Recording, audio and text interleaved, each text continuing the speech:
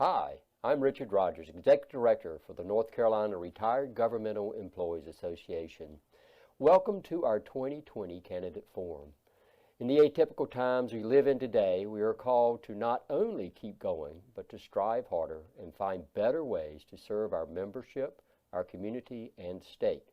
Today's forums were created to achieve this calling, allowing candidates to share their goals, accomplishments, and experiences as public servants.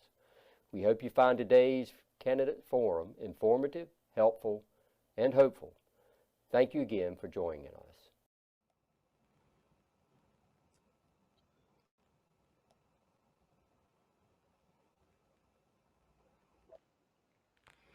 Hi, I'd like to thank everybody so much for having us today, the North Carolina Retired Governmental Employees Association. This is obviously important. We're 33 days away from Election Day right now, and the top race here in our state is obviously this gubernatorial race. We're going to hear from both of the leading candidates in this. We're going to start with Lieutenant Governor Dan Forest. He's the 34th Lieutenant Governor of North Carolina, and he is now running for governor. He's a graduate from UNC Charlotte with 2 degrees from the College of Architecture. He served as president and partner of the Little Diversified Architectural Consulting for supports eliminating the state income tax in favor of replacing it with a tax based on consumption. And as a voting member of the State Board of Education, Forest has expressed support for the school voucher program for all, regardless of income. Currently, he's in his 2nd term as the lieutenant governor. He is running as the Republican in this race. Lieutenant Governor Forest, thank you so much for joining us today. Loretta, it's good to be with you. Thanks for hosting us today, and thanks to the association for having me and allowing us this opportunity to talk to their members. The first thing we're going to allow you to do is give an opening statement to the members. You have 2 minutes for your opening statement. Great. Well, thank you. Again, thanks for this opportunity. I think this is really critical during election year for people to actually be able to hear from their candidates. Certainly during the COVID lockdown, things have changed from a political standpoint and the ability to reach people. So this is a great opportunity. As Loretta mentioned, my background is architecture. It's not politics. I was president and senior partner with the largest architecture firm in the state. And I loved my job. I loved architecture. I felt called to step away from that and serve the people of North Carolina. And that's what I've been doing for 8 years as lieutenant governor. I thoroughly enjoyed that time as lieutenant governor, and I will look forward to serving you as governor as well. I like the idea of bringing my skills and talents and gifts to the table related to governor as it relates to my background in architecture. Architects by nature or training are visionaries, planners, creative problem solvers, consensus builders. These are all things that we need in government. Very complex times we live in, very challenging times that really do need some creative problem solving, but also some consensus building. When we kicked off our campaign, it was about 3 big things: unity, opportunity, and possibility. Never have we seen a time in our country, at least in modern times, where we need more unity than right now. It's about bringing people together, about crossing lines and solving problems, and moving away from identity politics to bring about and bring together what's the best of North Carolina. Opportunity is really about opportunity in education and opportunity in the economy to make sure everybody has an opportunity for a well-paying job into the future for themselves and their posterity. And possibility is just about a vision. Who are we going to be? 10 years, 20 years, 50 years down the road. Our state motto, Esse Quam Videre, to be rather than to seem. Love it. I think we have the best state motto in the country, and we need to show the world what we're made of and what we're about. So I look forward to serving you as Lieutenant Governor and serving the state of North Carolina. Okay. Let's move into the question portion of this, and I want to start with something that everybody is talking about right now, the security of our elections. I think it's fair to say there's a lot of confusion here in North Carolina right now about our elections. There's multiple lawsuits that are going on. There's questions about the rules for absentee voting. What do you believe that voters need to know right now about this? Well, right now we are going with the system that we've gone with really for years, with a little bit more flexibility to make sure people's votes count because of the coronavirus and so many people voting by absentee. What you saw recently, Loretta, I know you've reported on it multiple times, is A lot of shenanigans going on. When you see people starting messing with election law 30 days out from an election, that should raise a red flag for everybody. That should never happen. The laws were on the books, a bipartisan law passed by the General Assembly just very recently to protect our elections, even in the midst of coronavirus. That's what was done. It was bipartisan. And then you had Democrat operative lawyer Mark Elias suing the Democrat Board of Elections that is run by the Democrat governor, and in comes Democrat Attorney General Josh Stein, and they all agreed to change the rules. That's just not the way the system works. You have to follow the law. You don't do these shenanigans at the last hour to try to change things. People, that's not right. So a judge actually struck this down yesterday and said, no, we're not going to play those games. They had already struck this attempt down twice, and so it never even should have been brought about this time around. I think, we always have to be vigilant to make sure that our vote counts, all of us. I mean, that's the most fundamental component of democracy, and we need to fight that at every turn. And I think that's true in this election as well. And so far, we really do need to trust the system, but verify that our votes are being counted. Okay. Now let's move on to the other thing that everybody's talking about, COVID-19. North Carolina has been one of the most aggressive in the measures that we've taken of any state to prevent the spread of COVID-19, but still has had over more than 200,000 cases and more than 3,000 deaths. What have we gotten right and what have we gotten wrong? Well, I think that when all of this started, there's a big question mark out there. And I think that, the part that everybody got right is the people saying, hey, we're going to do our part. We're all going to step away and, go home for a little bit and try to stop the spread of this as it related to the flattening of the curve, as was talked about. That was the goalpost. Don't overrun the healthcare system. Make sure that our ICUs aren't overrun. Make sure we don't run out of ventilators. That's never happened in North Carolina. So to this degree, we've gotten that right, that the healthcare system has not been overrun in North Carolina. But that 2 weeks turned into a month, and a month turned into 2 months, and 2 months into 4 months, and 4 months into 8 months. And you can't keep an economy shut down that long, and you can't keep people locked in their homes that long. That's not healthy. There's a health crisis with the coronavirus, and then there's a health crisis with everything else going on behind the scenes. So, depression and anxiety, suicide, addiction, whether that's drugs or alcohol, domestic violence, child abuse, all these things are going on behind the scenes right now, and nobody really wants to talk about that health crisis. So human nature tells us we're social creatures, and we need to be out there. We need to get our economy going again for the livelihoods and the health of people. Where we got things wrong, I believe, is on the nursing home side of things. Still to date, there's been no real action on nursing homes. Over half of our deaths have come from nursing homes, and we know who this virus attacks. It attacks people that are elderly, especially over 65 with multiple comorbidities, and people need to take care of themselves, and we need to take care of folks in nursing homes. Those are under the direct control of DHHS and the governor, and they didn't act there, and that was definitely wrong. And I think we're going to learn a lot of lessons going forward related to how we respond to these things in the future, what actions we do take and don't take. I don't think we should wholesale shut down our economy. I don't think we should wholesale shut down our schools. Other economies around this country stayed open. Schools all over the world have stayed open. And yet we're taking very draconian measures to shut this economy down and keep things shut down in the state when we should be. And I think we are starting to open them up again now. And, we'll learn a lot of lessons from this, Loretta. I'm going to ask you a follow-up to this because it does not appear that this pandemic is going away anytime soon. So how do you envision the state moving forward from the point we're at now? Well, I mean, we don't have to lead the way. We don't have to be on the cutting edge. We are one of 3 most locked down states in the country, even though our death rate related to coronavirus follows the rest of the nation. We have to pay attention in real numbers of things, not just percentages. The news media likes to report the number of cases that are going on out there. There's 210,000 cases. Well, the vast majority of those have recovered. We have about 20,000 cases that are still active.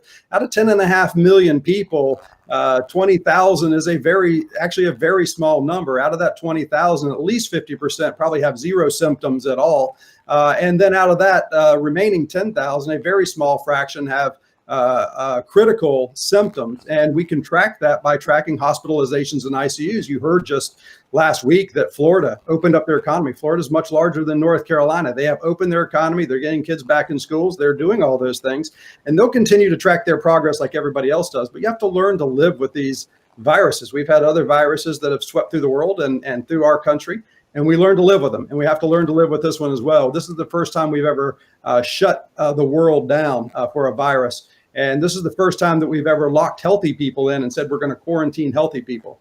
So a piece of it is certainly personal responsibility, and people know how to take care of themselves. We don't need the government to hold our hand and babysit us and talk to us like we're 5-year-olds. We can do that on our own, and then the government needs to protect the things they can protect, like I said, like nursing homes. Okay, let's move on to the area of healthcare. North Carolina has 4 world-class medical schools and is home to a number of pharmaceutical biotech companies, but we consistently rank in the lower half of states for quality healthcare. How do we fix this? Well, we're, the second most rural state in the United States of America. So we have 10.5 million people, but by population, we're the second most rural. And so that obviously has its consequences. I mean, we have underperformed in rural healthcare. We have a very difficult time getting good qualified doctors in our rural hospitals. Our rural hospitals, I think, need to be reinvented. The average size hospital in America has 100 beds, and the average beds that are full on any given day are 5. And so we've built these larger bureaucracies in rural hospitals to serve a population that doesn't exist there anymore. And then we have a difficult time attracting healthcare professionals. We're going to have to incentivize healthcare professionals. I think we need to have a medical school in our state. We've started to push for doing this out at App State and in the western part of the state, to say we need a medical school in the west that is focusing on attracting and training doctors for rural healthcare. So we need to provide that kind of service. We need affordable, accessible, reliable healthcare for our people as well. I mean, I know we constantly hear the push for Medicaid expansion, and Medicaid expansion is it's just another term for Obamacare. If you like your doctor, you keep them. If you like your health care coverage, you get to keep it. And we know that wasn't true, and that failed a lot of people. And I think we can do better than that. I think we can provide affordable, reliable private health insurance for people that actually serves the needs of the people, that is doesn't get watered down by the numbers of people that increase on that plan, and where you don't see doctors bailing out because they don't want to serve on that plan. So we can do better. We need a North Carolina plan that works. When I'm governor, we'll provide that plan. Okay. Let's move on to the state's economy.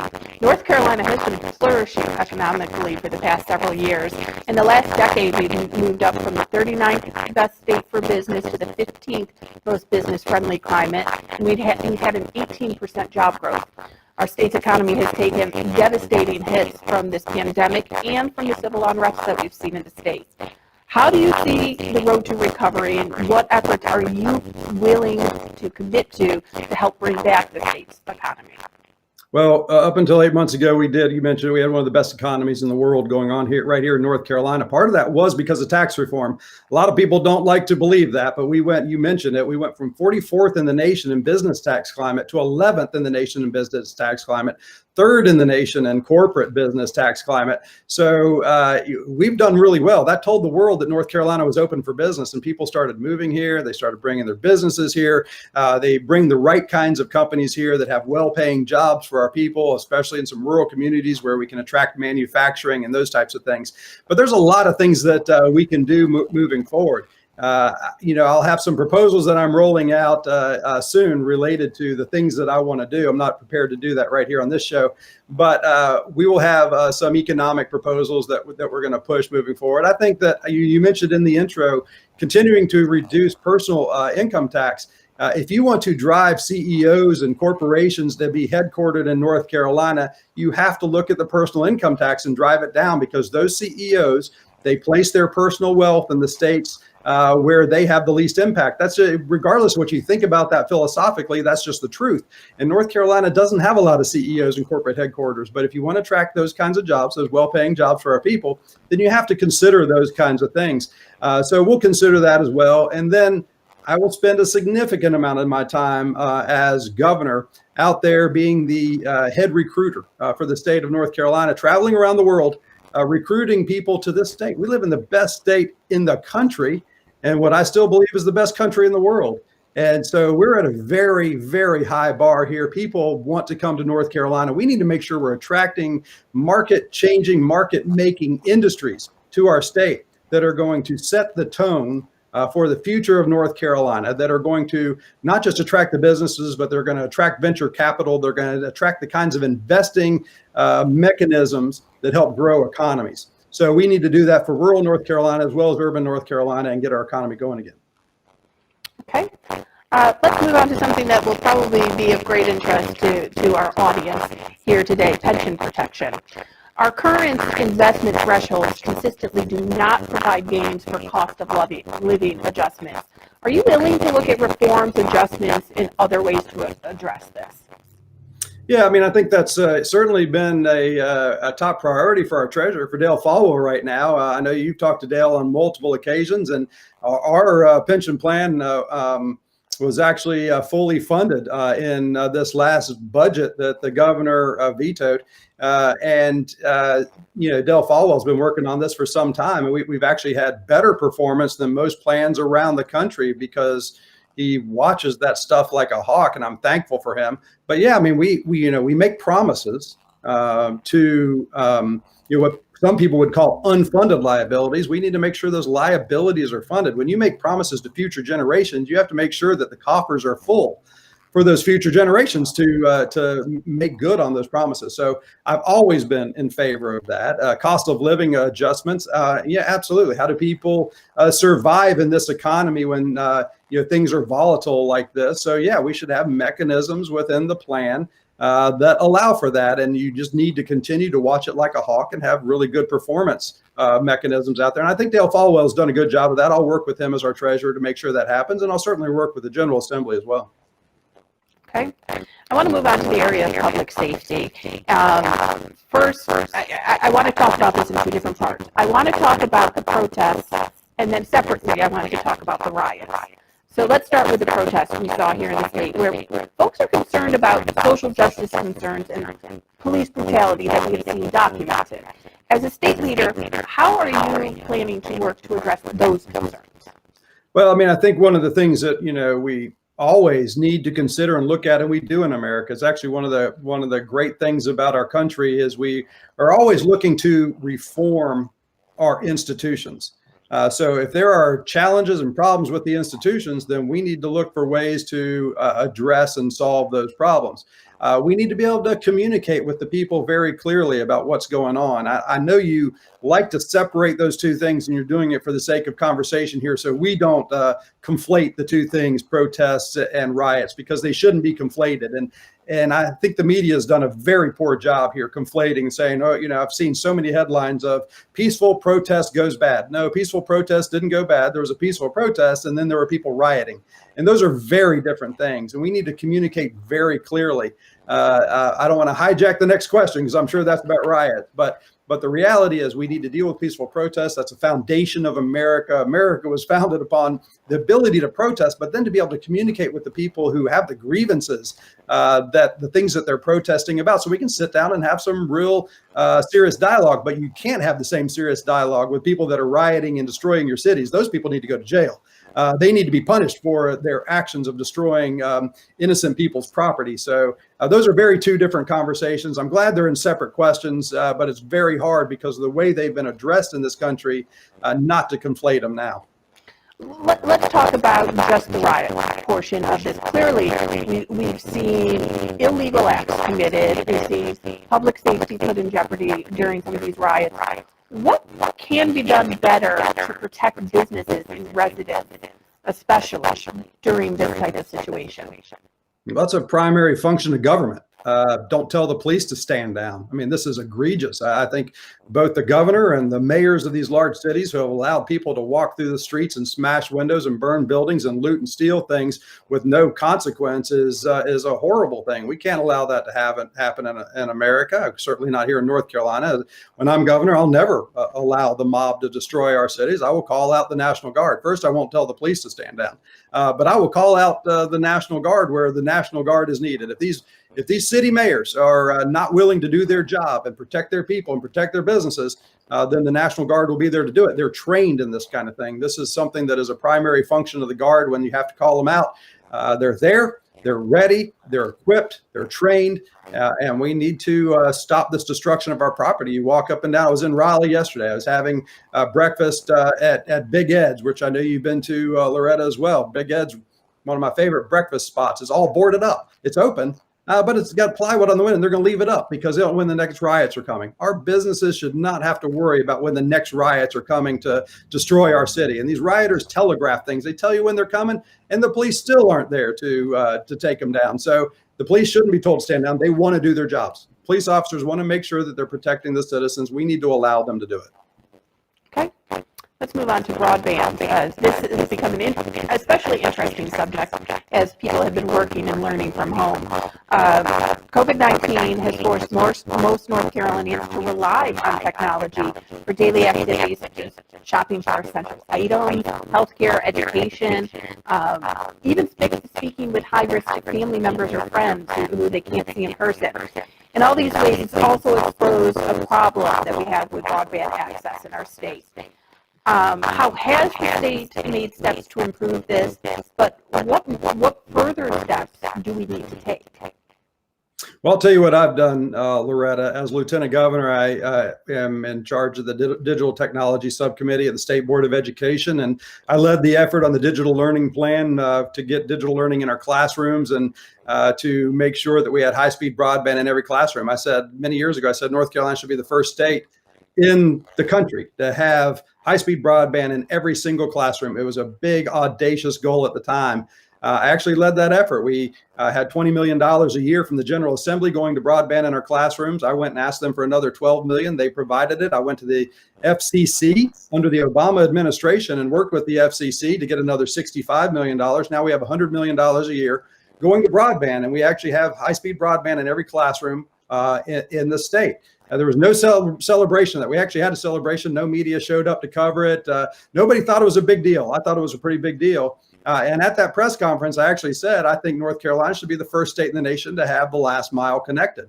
Now we see the need for that. I think coronavirus is going to be the catalyst that lights a fire under people to actually get that done. And I will handle that the exact same way I handle getting broadband in the classrooms, by working in a bipartisan way with all the people who have the tools to make that happen. So this is a public-private partnership, I believe. I think the state can foundationally lay some of the groundwork there and absorb some of the initial infrastructure. But then I believe it needs to be a private venture. I don't believe in municipal broadband and government-owned broadband. I think quality goes down and cost goes up. So we need to let competition still rule the day and make sure that it's low cost, that it is high-performing broadband to our regions, and it looks like a lot of different things, Loretta. I mean, sometimes it's fiber in the ground, but sometimes it's going to be Wi-Fi. It's probably going to be satellite as well. So a lot of technologies are being developed right now, and we will, when I'm governor, we'll get this thing done. We're not going to talk about it anymore. We're going to do it.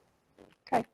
Right now, I'm going to move on to a few questions that the members have sent in to ask you during this. The first one being, if the state were not in this pandemic crisis right now, what will be your number one priority for this election cycle?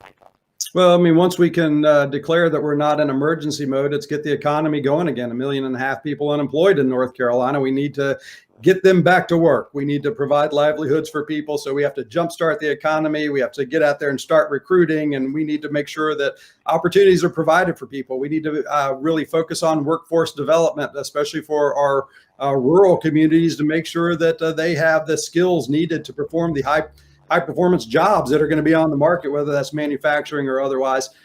We obviously need to continue to focus on education. I mean, education needs to be focused on putting the students first, not the system first. Students, are struggling out there, and you hear from the workforce every day that our kids are not prepared for the jobs that we have in the market. So we'll continue to do the things that I've been working on, like making sure that we get computer science education in every single school in North Carolina, making sure that we have the kinds of curriculum, things like even financial literacy and economics being taught, so our students know the levers of the economy when they get out. They know how to, at a very simple level, how to balance a checkbook, but at a very high level, how to pull the levers of the economy so they work for them, so they know how to participate in it. And we'll continue to do all those things. Those are top priorities. But number one actually is going to be law enforcement. We got to make sure that we restore law and order, that our businesses and our cities know they're being protected, that our families in our communities know that they're being protected, so that we're not talking about defunding the police. That's a ludicrous idea. Our police officers, the vast majority of them out there are out there protecting us, putting their lives on the line for us every day. And we want them protecting us. They're doing a job we don't want to do. We don't need chaos and anarchy on our streets. So we have to restore trust in these institutions. And there's no trust right now. And that's a very sad thing. So it's going to take real leadership to restore that kind of trust. And I have one final question for you. We've seen that teachers have gotten pay raises for the past 5 years, while other state employee groups, including retirees, have not. First, do you agree with that decision? And second, how do you see this moving forward? Well, there was a pay raise for state employees in this budget, again, that the governor vetoed. There were, again, additional pay raises for teachers in this budget that the governor vetoed. We were getting to the place, finally, and I hear it from state employees all the time. I'm a state employee too, by the way. I have to remind people that. There's a lot of state employees out there that are working really hard. Excuse me. I want to change the whole narrative about state employees. I want them to know that we're going to be a high functioning machine like a corporation is, where the employees are valued, where they want to come to work every day and love the job that they do, and they're motivated to do it, motivated by pay, motivated by the fact that people appreciate the work they do. I want us to be in the customer service business, have mottos like Chick-fil-A, it's my pleasure to serve you, and for people to know that they are really appreciated what they do. And pay is one of those things you need to provide to make sure people feel appreciated. So yeah, across the board, our state employees need to have those pay increases. They deserve to. They haven't had them a long time. And as a state employee, as I do, that if you're not getting a pay increase, then and cost of living is going up, then you're actually getting poorer every single year. So we need to provide that. We did in this budget, and the surpluses that we were seeing year over year up until coronavirus hit, we were at $900 million surplus this time around. That kind of surplus is the type of mechanism that was allowing the General Assembly and would allow the governor to provide those kind of raises had the governor not vetoed. Okay. That'll complete our questions. I'd like to offer you 2 minutes now to give a closing statement. Well, thank you again for allowing me this opportunity. I wish we had a lot more of these kind of opportunities. I really wish we were doing this in person. These kind of Zoom or technology calls are great, but I look forward to the day we can actually talk in person and sit down and talk through the challenges that face our state, because they're going to be new and greater challenges come the beginning of the year once we get past the coronavirus and certainly past the election here. And I look forward to serving the state employees, the retired state employees, and the people of North Carolina as governor for the next 4 to 8 years. And I would really appreciate your support here for that governor's race in the next 30 days. So God bless you all, and thank you for this opportunity. Lieutenant Governor Forrest, thank you so much for joining us today. Again, Lieutenant Governor Forrest is running as the Republican candidate for governor. We're going to take a quick pause right now. We'll come back in just a few minutes with Governor Roy Cooper answering similar questions. Thank you so much.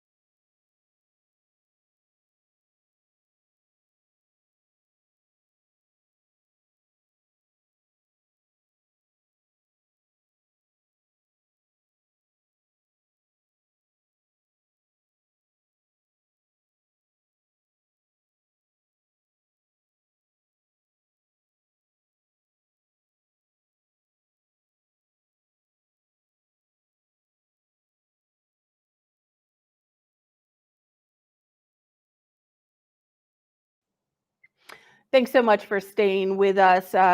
We are now joined by Governor Roy Cooper. We just heard from Lieutenant Governor Dan Forest on these issues. Governor Roy Cooper is North Carolina's 75th governor. After earning a law degree at UNC Chapel Hill, he went on to practice law in Nash County. He entered politics by running and being elected to the North Carolina House in 1986, moved up to the Senate in 1991, and then became Attorney General in 2000.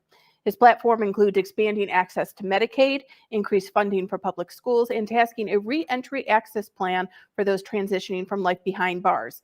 He is seeking his second term in office. He is the incumbent, and he is the Democratic candidate for governor. Thank you so much for joining us today. Well, thank you, Loretta, and thank all of you all for joining as well. When I decided to run for governor, it was to reshape the priorities and direction of our state. And we're seeing leaders at that time who were prioritizing tax giveaways and tax breaks for corporations and the wealthy at the expense of education, working people, and our own state workforce. We saw leaders who sacrificed opportunities for quality health care and for no other reason other than partisan politics. And we saw an emphasis on divisive social issues like House Bill 2 that scared off good paying jobs and weakened our communities. I grew up here. I was educated here. Kristen and I have worked here and raised our family here. And I believe in my state, and I knew we could do better. And during the course of my administration, we have done better. We've worked to get North Carolina back on the right track. As governor, I've helped to create good paying jobs in both our rural and urban areas.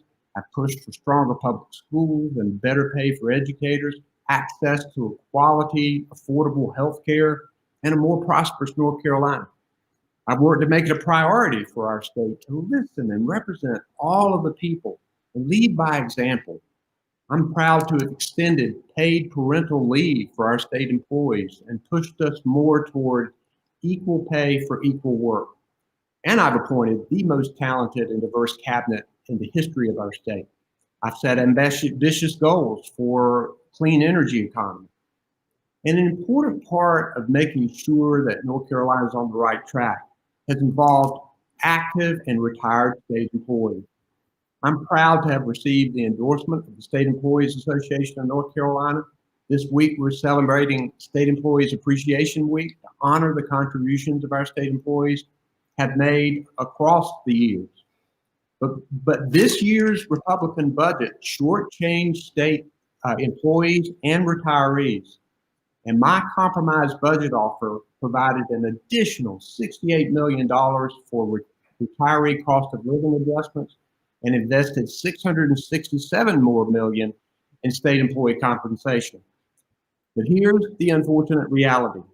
Roadblocking meaningful progress for the people of North Carolina is nothing new with this current leadership and my opponent, Dan Forest, who you just heard from. We have expanded Medicaid, which would help over 500,000 people, including veterans and families. It would lower the cost of health insurance for state employees and retirees by expanding Medicaid, and it would significantly reduce uncompensated care. So we're going to continue to work hard to move forward, and during this pandemic, I've been grateful for our state employees. Okay, Governor Cooper, we're going to move into the questions now. We're going to start with the idea of secure elections. There's a lot of confusion right now in our state. There's multiple lawsuits going on. There's questions about what rules should be used and are being used for absentee voting. What do you believe that the voters need to know about voting right now? Safe and secure elections are the foundation of our democracy. And our State Board of Education is working hard to make sure that the elections are safe and secure, and especially that every legal vote counts. We have to remember that we are in the middle of a pandemic, and there are some people who are at high risk, and they deserve the right to vote as well. There are a lot of ways that people can vote. First, they can vote early. That's what Kristen and I are going to do. Vote early in person. Or you can vote absentee and send that absentee ballot in by mail or take that absentee ballot in person, or you can go and vote election day.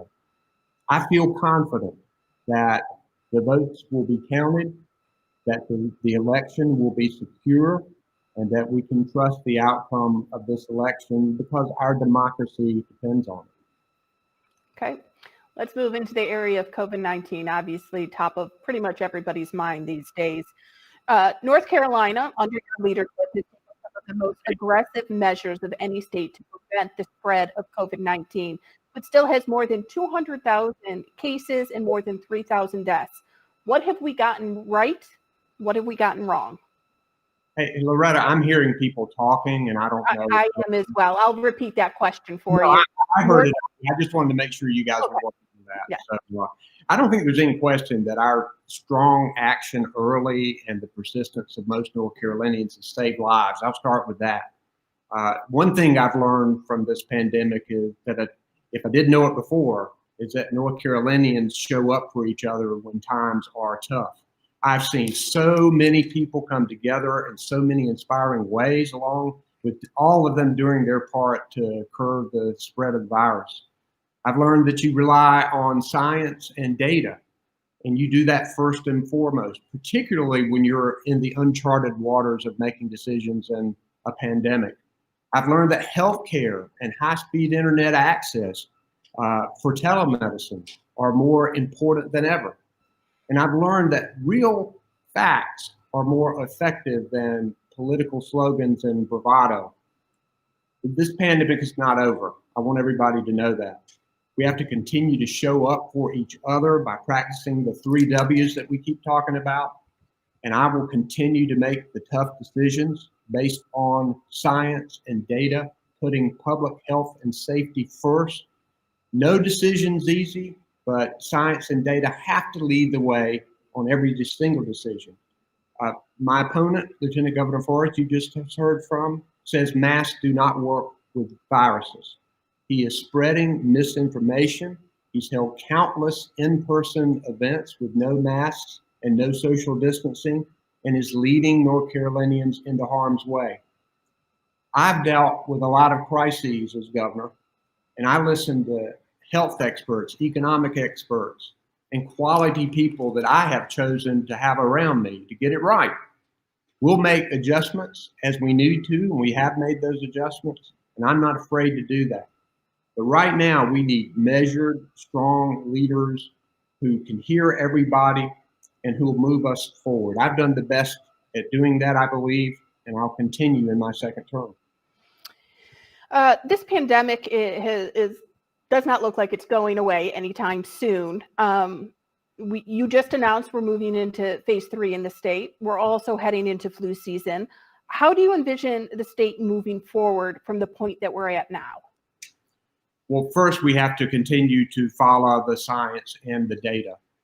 We're going to make decisions based on that. We are going to continue to make certain that we're providing personal protective equipment and testing, and that we are inspecting nursing homes and taking care of people living in congregate living facilities. We want to boost the economy. And one of the ways we do that is we're going to continue to encourage people to do their part. That means following the 3 W's, because those who don't do their part tend to contribute to the spread of the virus. And that makes it harder for us to ease restrictions. It makes it harder for us to get our children back into school, which is my #1 priority. And it makes it harder for us to slow the spread of this virus. Unbelievably, my opponent held a press conference and said we should fill up all of the schools immediately with no masks and no safety plan. That's not only dangerous, that's using our children as a political pawn. With me as governor, we're going to move forward carefully, cautiously. We're going to get our children and our teachers back into school safely. We're going to get our economy going stronger than ever. We have a plan to do that. And I'm excited about coming out of on the other end of this even stronger than before. And we'll do that if we stick together, stick to the science, and if we stick to leaders who are going to take this virus seriously. Okay. We're going to move on to the next question, which deals with healthcare. North Carolina has 4 world-class medical schools and is home to a number of pharmaceutical and biotech companies. But we do consistently rank in the lower half of states for quality healthcare. How do we improve this? The first thing that we do is expand Medicaid. It is an urgent priority and a moral imperative. The pandemic puts another bright spotlight on that issue. We can do like 39 other states did, including Indiana when Mike Pence was governor, and expand Medicaid at no additional cost to the North Carolina State Treasury. That's critical for our working North Carolinians, and it reduced cost of healthcare for everybody else, including state employees, because when you reduce the amount of uncompensated care that we all pay for, you reduce healthcare costs for everybody else. I was sitting with a child care teacher a few months ago who had a coworker who had died of a stroke. That coworker was treating herself for her high blood pressure with home remedies because she couldn't afford health insurance. Had North Carolina expanded Medicaid, she might be alive today. We can get quality health care to over 500,000 North Carolinians, veterans, healthcare workers, people who are working on the front line. But right now, my opponent and the leadership in the General Assembly is blocking that. I know that Medicaid expansion will help us close this healthcare coverage gap. It will make North Carolina healthier. It will bring jobs, and it's past time that we get this done. Okay. Moving on to the economy, North Carolina has been flourishing economically for the past several years. It's moved from the 39th best state for business to the 15th most business friendly, and we've had an 18% job growth. Our state's economy has taken devastating hits from the pandemic and then followed up with the civil unrest that we've seen. How do you see the road to recovery, and what efforts are you willing to commit to help bring our state's economy back? Well, the 3 years that I've been governor, Forbes has ranked North Carolina as the #1 place for business. And even in this pandemic, our economy is getting better as we've slowed the spread of the virus. But a lot of people are still hurting, and that's why I provided funds to help small businesses, and I've ordered a stop to evictions and utility cutoffs, and now we're trying to provide funding to help people with that. But our economy cannot fully recover until we've dealt with this virus and people feel safer. Unfortunately, my opponent wants to eliminate the mask requirement. He wants to fill up our schools no matter what. And that not only is going to make people sicker and it will cost lives, but it will also wreck our economy. We want to go through this pandemic and get to the other side as safely as possible, but recklessly allowing people to get sick is really a recipe for handicapping our economy and our long-term economic growth. And that is not going to happen on my watch. Okay. We're going to move into the next topic area, which is pension protection. Obviously, something that our audience today is particularly interested in. Under our current investment thresholds, consistently, it does not provide gains for cost of living adjustments. Are you willing to look at reforms or adjustments or other ways to address this? We ought to be getting better returns on our state's retirement investments, and retirees should be getting bigger COLA increases, and many of them should be recurring. This could potentially come from restructuring some of the accounting aspects and a thorough analysis of the retirement system. I'm willing to work with the state treasurer on those and other types of reforms. And I look forward to hearing this group's suggestions You're going to be hearing state treasurer candidates this afternoon, and I would recommend that you listen to Ronnie Chatterjee. He is extremely smart and caring and energetic. But in the recent years, we have seen the leadership in the General Assembly, which includes my opponent, shortchange state employees in the budget. And our state treasury has underperformed other states in our pension performance. And one thing that is crucially important, we need general fund revenue in order to fund appropriate recurring COLA benefits for our state retirees. And over the last few years, my opponent in the legislature has continued to prioritize sweeping corporate tax cuts and tax cuts for the very wealthiest among us. And that has come at the expense of education.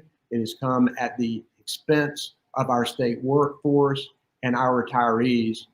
And that has to stop. So I'd ask everybody to look very carefully at their General Assembly candidates before they vote this time to see where they stand on these tax cuts for the wealthiest and corporate and sweeping corporate tax cuts in order to be able to protect that revenue so we can do right by our workforce.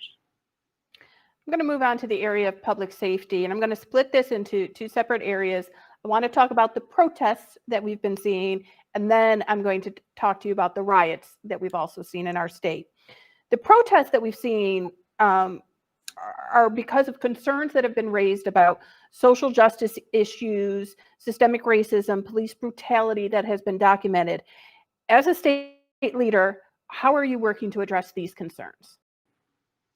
The death of George Floyd and other Black lives has broken open painful wounds.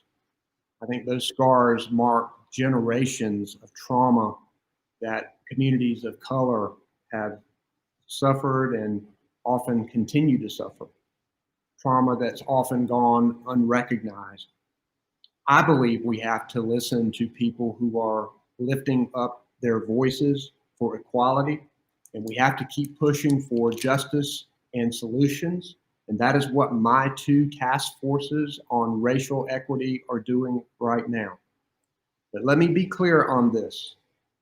Violence and destruction have no place at these gatherings and cannot be tolerated. And those responsible for it should be held accountable. But what we need is real leaders who understand what the problems are and that we have to work towards solutions instead of stoking violence and fear. We have to have those hard conversations and then do the real action that we need to take to fight racism and building safer communities. Before I did this job, I was Attorney General, the top law enforcement officer of my state. And throughout that time, and continuing today, I've worked to fight violent crime and to keep people safe. And I will continue to do that in my next term as well. I want to talk a little bit more about the riots specifically. Clearly, illegal acts were committed during these riots, and there was public safety in jeopardy.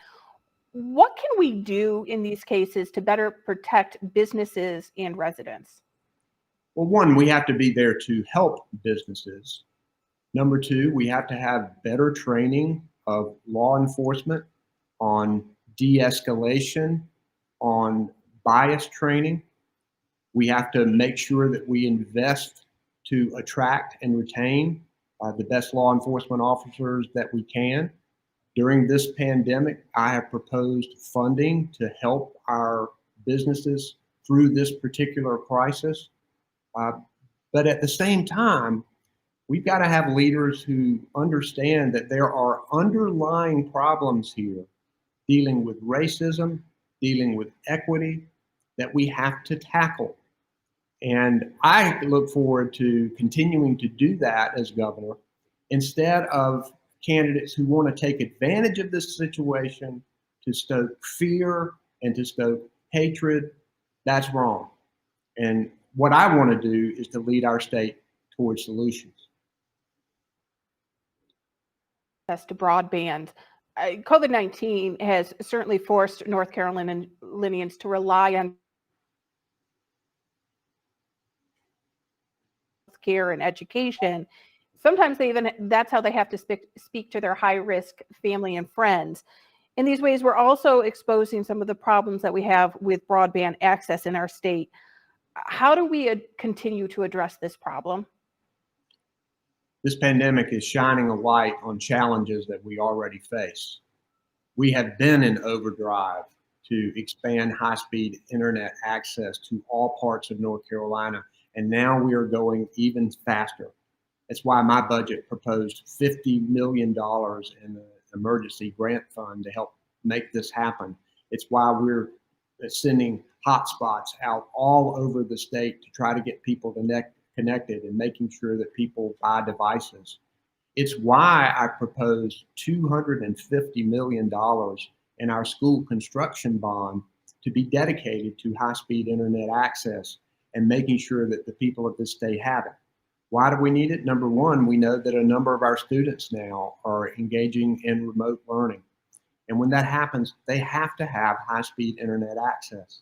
Second, telemedicine has exploded.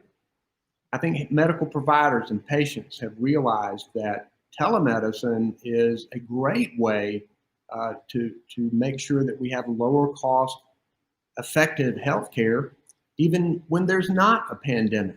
So we want to make sure that people have access to that.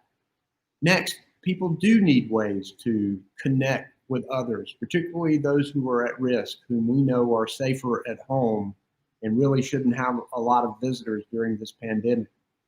Finally, our small businesses and farmers more than ever need access to high-speed internet. They can access global markets when they get that. They can do the things that they need to do to grow our business. But it's going to require investment, and the General Assembly has not wanted to step up enough. They've done some, and we're getting that money out right now. We've designated a number of rural areas who are going to get broadband expansion in their area. But there's a lot more to do, and it's going to require significant investment. That's why I believe the bond is the way to go. We can borrow the money at an extremely low interest rate right now, and we can start getting this on the ground right now. It's critical to our education, our healthcare, and our economic growth. Okay. I have two quick questions for you before we complete this today that have come from the members of the association. The first one is, obviously right now, the main thing that we're hearing folks talk about during this election cycle deals with the pandemic crisis. What would have been the number one thing you would have been talking about if we weren't talking about that during this election? The same thing that I have been talking about even outside of the pandemic. Closing this healthcare coverage gap, getting people affordable, quality healthcare. We have to do this in North Carolina. I think it's a moral imperative. The pandemic is just simply shining a light on it, where already we've got so many working people whose employers don't provide it for them, who may be doing part-time jobs, and therefore they cannot get employer-sponsored health insurance. We now have people who have lost their jobs and therefore have lost their employer-sponsored health insurance. And you mean we're not going to just say one word to bring $4 billion of federal funding in this state like 39 other states have done, and to save lives and to make our state healthier? It's unbelievable that my opponent in the legislature would keep saying no to this common sense action. But that's got to be done regardless of whether there's a pandemic. And the final question that we have is that we've seen that teachers have gotten pay raises each year for the past 5 years, while other state employee groups, including retirees, have not. Why, and do you think that that should change? Those significant pay raises for state employees across the board. And in fact, state employees this particular year got more than teachers. But here's the deal. We've got to make sure that we have the tax base in order to give the pay raises to our workforce. The pay raises that the General Assembly offered only covered 27% of the state employees. We've got to do significantly better to attract and retain the kind of workforce that we need. And we do that by not having giveaways for the very wealthiest among us and for corporations in order to preserve that tax base to be able to do it. Okay, Governor Cooper, that completes the question. I'd like to give you 2 minutes now for a closing statement. Well, at the very beginning of this year, which feels like a long time ago in many ways, I talked about why the future of North Carolina looked so bright. And I said that we're a diverse state with a lot of differences, but that we're united in our mutual hope for the future. And the depth of this hope, however, has been tested over the course of the last few months. And as we fight through this pandemic, but I remain hopeful, folks. North Carolinians have shown up for each other. They're doing their part. Most people are doing their part to slow the spread of this virus and protect their communities. In my next term, I will be a leader who puts the health and safety of North Carolinians first, and I will continue to let science and data and facts lead the way. And as governor, I have done my best to make sure that I put health and safety first in my decisions. That's why I vetoed bad legislative budgets that value corporations and tax cuts for the wealthiest over education and healthcare and our state workforce. And one thing we're working hard to do is to complete my mission. And that is to have a North Carolina where people are better educated, where they're healthier, where they have more money in their pockets, and they have opportunities to live lives of purpose and abundance. As governor, now and in my second term, I'm going to continue to work hard toward that mission and making sure that it's completed. Thank you, Loretta, and thanks to everybody for joining us today. Governor Roy Cooper, he's the Democratic incumbent running for governor. Thank you so much for joining us today. And thank you to Lieutenant Governor Dan Forest also for joining us today. 33 days away from Election Day. So very important to get to know these candidates. Thank you. Thank you all much for joining us today. Again, this ends our Governor's Candidate Forum.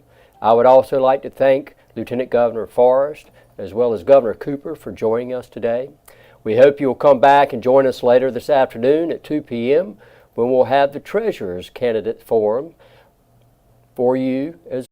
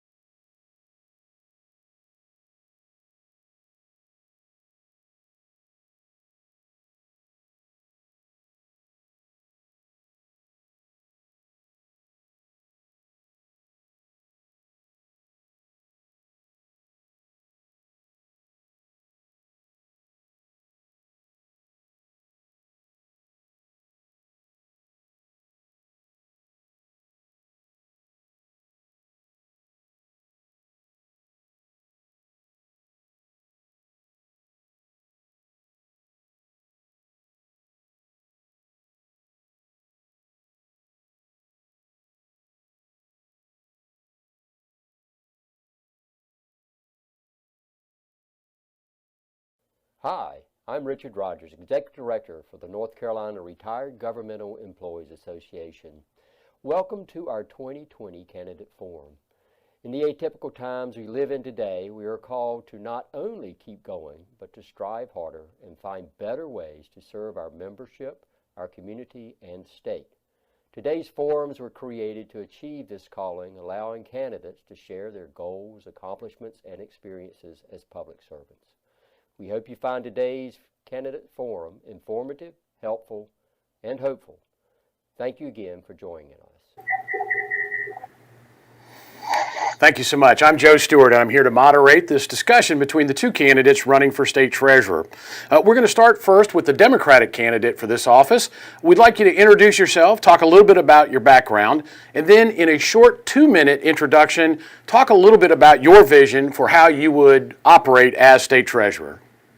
Joe, it's great to be here, and thank you for everyone who is joining and watching at home. My name is Ronnie Chatterjee, and I'm a nerd, not a politician. We don't need a politician to be our state treasurer anymore. Over the last 4 years, we've lost $4 billion because we have politics running our investment fund, not expertise. We've threatened healthcare for hundreds of thousands of North Carolinians, and we haven't made the investments we need to improve our state for everyone.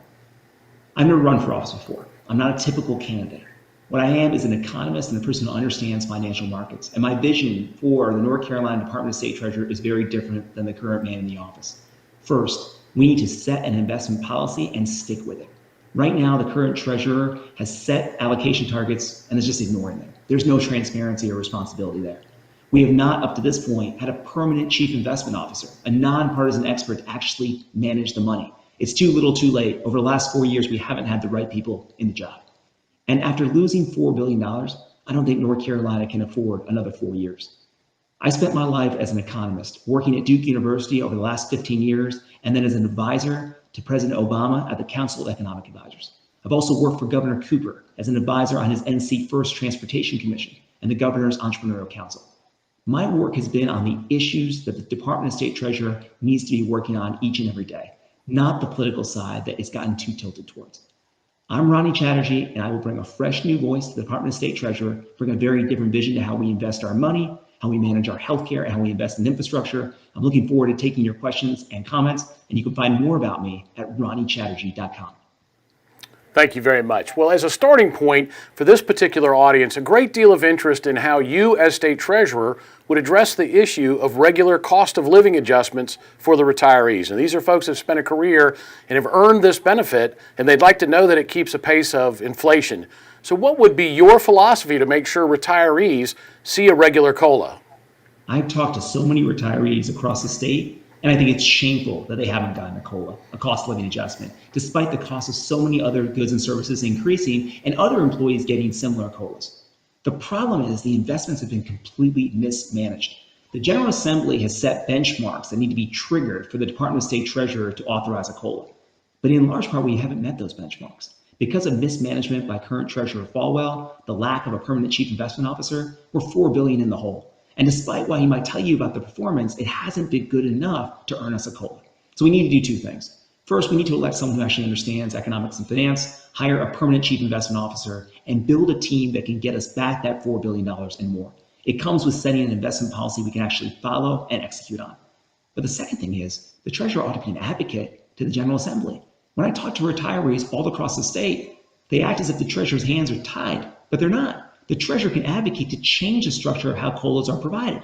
Why are these triggers set at the levels they are? Can we provide more consistent and regular cost of living adjustments? So in addition to investing the money better, I'm going to be your advocate when it comes to the General Assembly and use my voice as the chief economic decision maker in this state and get the job done. The state treasurer plays an important role in the overall fiscal stability of the state of North Carolina, not just the prudent management of the pension funds, but helping assure we remain a robust and strong economy so that we can attract employers and businesses. What as state treasurer would you do to assure the continued and ongoing fiscal stability of our state? Well, first, we have to make sure we get our own house in order. I don't really think North Carolina in the Department of State Treasurer has lived up to its reputation for fiscal stability over the last 4 years. We've lost $4 billion. Folks around the institutional investment community look at North Carolina with sorrow. They know we need new leadership, and that makes them less interested in investing in our state and working with our great companies. Once we get new leadership and a fresh start, I plan to go all around the country selling North Carolina and North Carolina businesses to everyone who will listen. And I think having a new leader, someone from a different background, someone who's not a politician, can actually make a huge difference in selling our state. Let me give you a couple examples. We have entrepreneurial and small business clusters everywhere in North Carolina. We're not advocating for them nearly enough.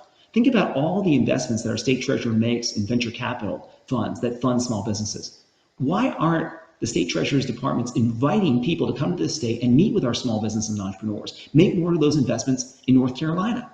In the post-COVID period, a lot of folks are going to be relocating to places like North Carolina, and we have to be selling our state and going on offense. We also have to be helping our local governments who are in such a deep hole. Our state treasurer needs to call on his friends in the Senate, Senator Richard Burr and Senator Tillis, to vote for state and local aid. We need to support the state and local governments here in North Carolina who, through no fault of their own, are seeing billion-dollar holes in their budgets. Those are just two of the things we can do to improve the economic environment in North Carolina.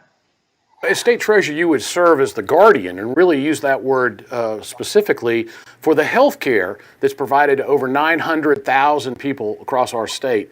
What would you do in that role of making sure that there's an equitable distribution in terms of the provision of services, both in the urban and rural parts of the state where retirees live?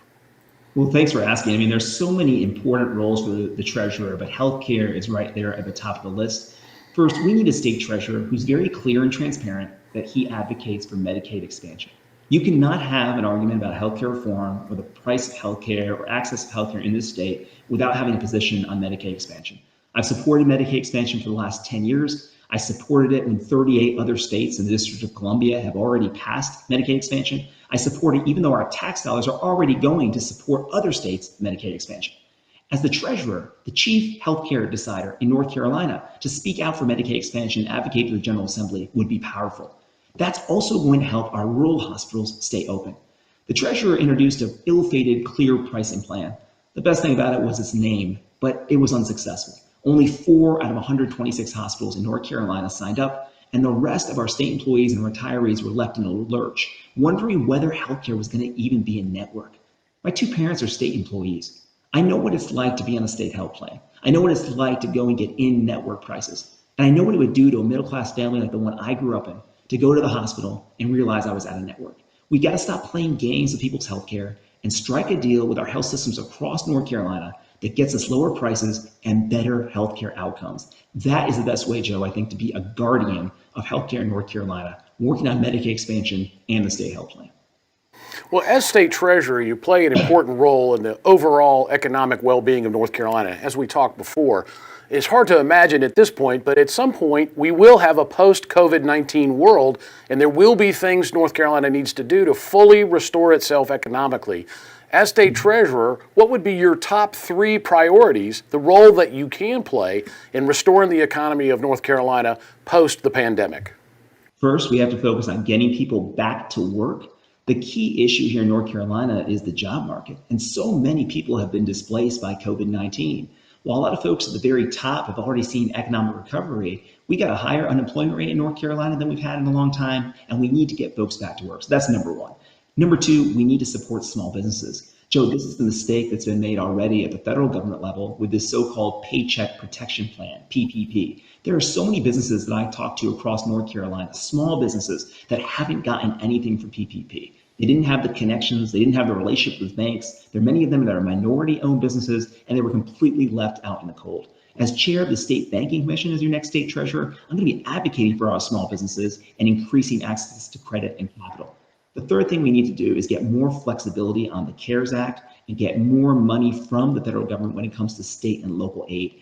I can't understand why a state treasurer, the number 1 public finance official in the state, can't be pounding the drum and talking to folks at the federal level to try to unleash those dollars for North Carolina. We have to be an advocate for North Carolina. Politics aside, and whichever party's in control of the Senate, you can't be afraid to speak out and advocate for your state And that would be the third thing, advocating for flexibility in the CARES money and more state and local aid for North Carolina and our families and our businesses.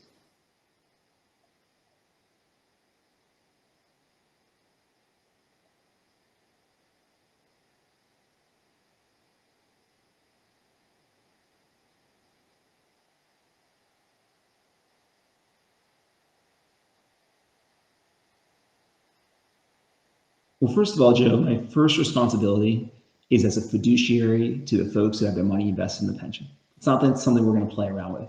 My parents are state employees, and one day they'll retire pretty soon, and they're going to trust someone like me to manage their money well. And so that is going to be my first responsibility. But since the killing of George Floyd and the discussions about race in America, we can't help but thinking about how these social issues are going to affect our portfolio and our lives. If I was to be elected on November 3rd, I'll make history. We've only elected one other person of color to the Council of State in our state's history. And I'd be the first Asian American person ever elected statewide in North Carolina. I know that can happen here in North Carolina because I believe in the American dream and I believe in the people of North Carolina. And if we can think about how to take that story and those forces that have propelled me to be able to do this and integrate them into a larger part of our economy and give more people the opportunities that I had, I think we're going to be successful. Let me give you a couple of examples. We need to keep our safety net hospitals open in North Carolina. The clear pricing plan advanced by Treasurer Falwell will result in the closure of many rural hospitals. And we can't close safety net hospitals at a time when we're going through a pandemic during COVID-19. Secondly, we've got to work with those hospitals to distribute the vaccine that we all pray will be available as soon as possible. Second, we need to think about the impact of climate change. Climate change is real. The Trump administration had a report from their CFTC, the Commodities Futures Trading Commission, that justified that climate change is not only real, but having a systemic risk on the financial system. Those who ignore climate change in their investments are playing a political game that our military and our faith-based institutions are not playing. I'm going to side with the folks who are taking climate change seriously as a threat to our investment portfolio. I'm going to make sure that my folks and all the folks listening on this call don't have their assets go down in value because they're invested in a company that's penalized or a company that flouts environmental rules. Those are going to be bad investments for North Carolina. And that is an example of where we can build these things into our analysis of our investments and be a better fiduciary for our retirees and state employees. You know, the state treasurer plays an important role in the life and livelihood of local communities through the Local Government Commission.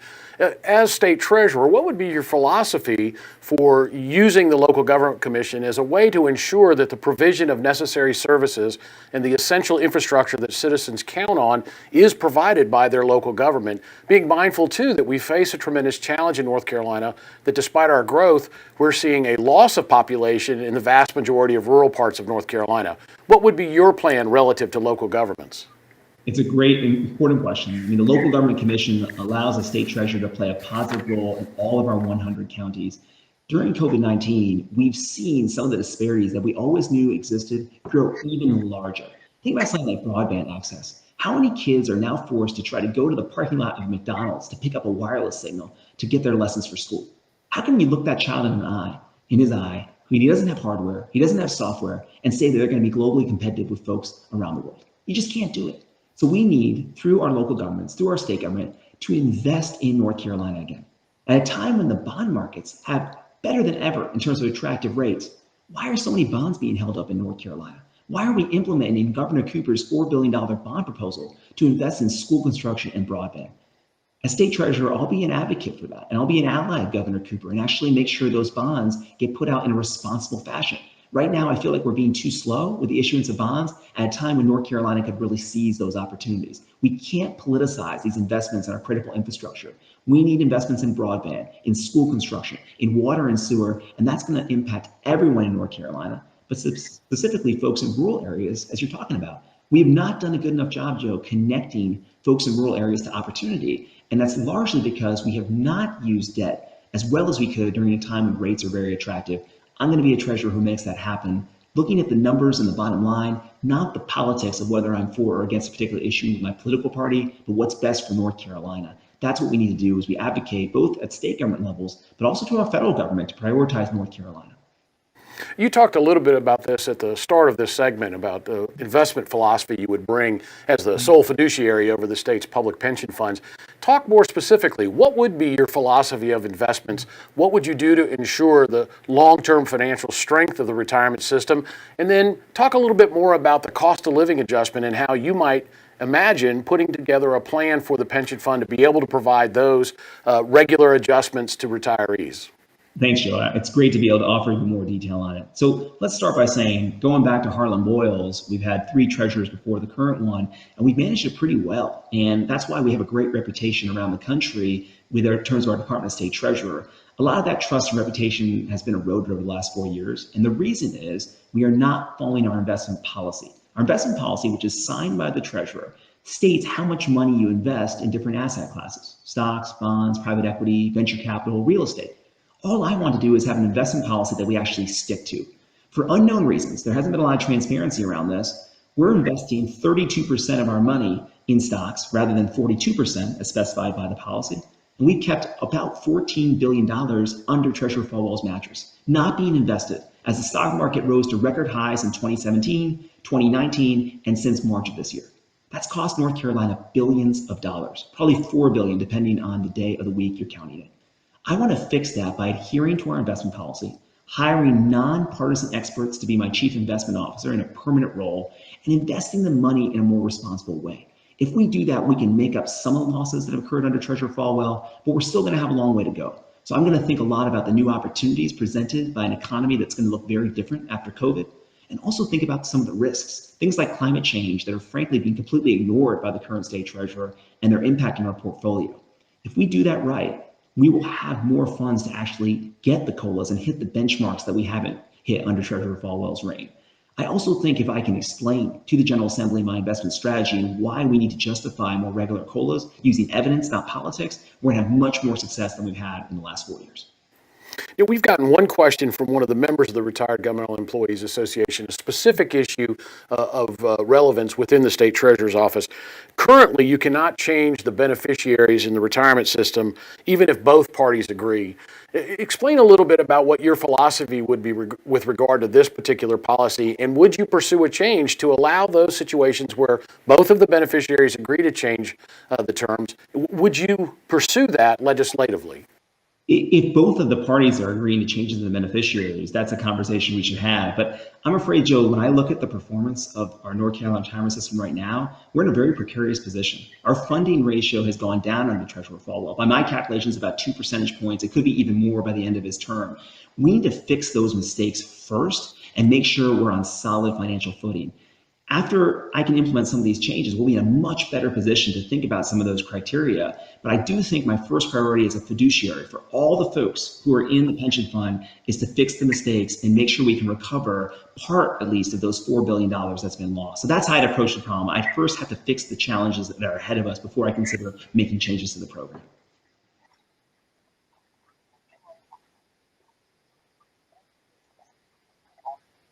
Plan, but also with regard to the investments.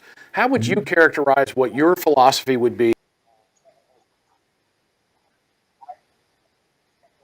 of how you were handling both the assets of the pension fund and the program within the state employees health plan? Thank you for asking. Number one, I want to collaborate with people both inside and outside the department. Right now, there's an attitude that's a lot more elitist in the department where it's just thought that one person has all the answers. That's why there's far fewer staff than there's ever been, and there's no permanent people in some of the key roles. One person doesn't have all the answers.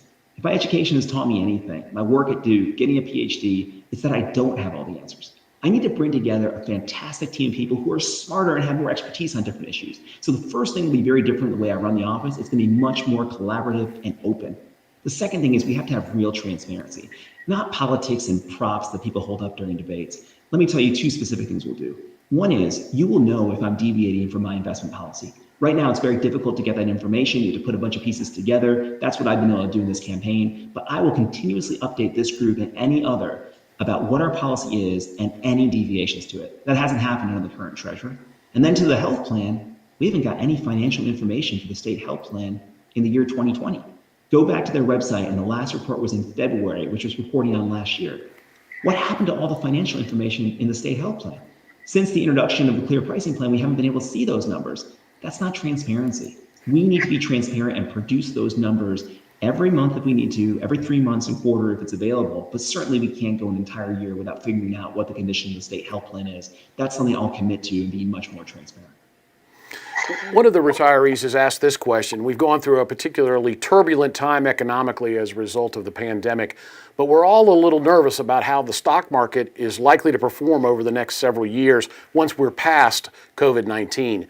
As the singular investor of the pension funds, how do you view the current stock market, and what would be your philosophy to give retirees some confidence that the state's investments in stocks would be relatively safe in the near term? Great question. For any investor, but particularly an investor who's investing $100 billion on behalf of so many other people who've worked hard to earn that defined benefit pension, you have to set a strategy and stick to it. If you pull your money out of the stock market because you have a hunch or an emotional feeling, and then you try to put it back in when you think the markets are going to go up, that's a guaranteed way to lose money. That's what Treasurer Falwell's basically done. He's scared to invest the money back because he's not sure whether the market's going up and down. He's missed the point. You can't predict whether the stock market's going to go up and down. He doesn't have a crystal ball, even though he thinks what he thinks about the stock market. What you need to do is set a policy based not on what you think is going to happen tomorrow, but what you think is going to happen over the long term. And you stick to that policy. And if things change, where you need to change the policy and put less in stocks and more in bonds, then you go through a process to evaluate that strategy and change it over time. You do not pull billions of dollars out of the market because you have a hunch. And so what I can tell you is I will set up a clear, transparent process to set up an investment policy. I will allocate the required amounts to equities that is required by the investment policy, and I will manage it, and I won't be scared to invest the money, and I won't use emotion and pull the money out because I think the stock market is overvalued or undervalued. You cannot time the market as a long-term investor. And the best way to protect your money, the way we've done it since Harlan Boyles, is to set a strategy and stick to it. And that's not what's happening now. And that doesn't mean that you can't have ideas about where the market's going, but you shouldn't be playing around with other people's money, and you shouldn't be treating it like your own hedge fund. And I promise I will never repeat those mistakes if I'm elected treasurer. One final question, then we're going to give you 3 minutes for a concluding statement to this audience today. Think about this. If you should be elected state treasurer, what would be your top 3 legislative priorities in terms of things that you think the treasurer should, as a matter of public policy, be looking to address with the General Assembly? They can be in any regard with the sphere of operational activity within the Treasurer's office, but those top 3 things that you hope to pursue with the General Assembly starting in 2021. Great, thank you, Joe. It's a great question. 3 things. One is Medicaid expansion has to be on the agenda. I'm not sure some of the folks running for statewide office don't want to answer this question, and I don't understand why, but you got to have a position on it. And for me, I support Medicaid expansion. It's a no-brainer when it comes to the economics, the finances, and the moral case. We have 600,000 people in North Carolina who don't have access to health care, who would be covered by Medicaid. And if I can, as the chief economist in North Carolina at the Council of State, as the person who's running the pension fund and paying more of the healthcare bills than anyone else, if I can be an advocate for that, I will advocate to the General Assembly. That would be my #1 priority.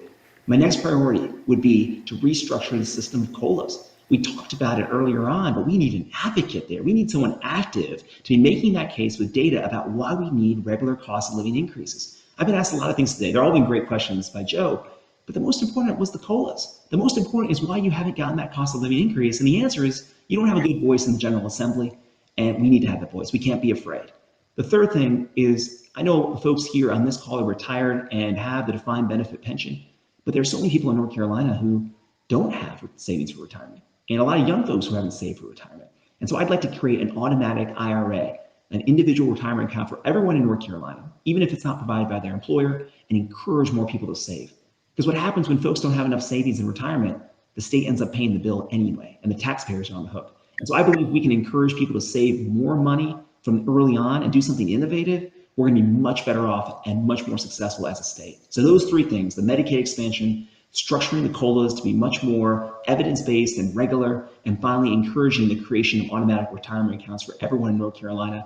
Those would be the 3 things I would be talking to with the General Assembly after January 2021. Well, thank you for taking time today to speak on these issues. This is a very important office to the constituency of this organization. We appreciate your involvement in this. Now, your final 3 minutes, you get to say whatever you want to say to this audience so that they can fully consider your candidacy for state treasurer. Well, first, I want to thank you, Joe, for doing a great job asking the questions. It's been an honor to be here with you. Look, I'm not a typical politician. I mean, look at my last name. It has like 17 letters. I'm a first-time candidate.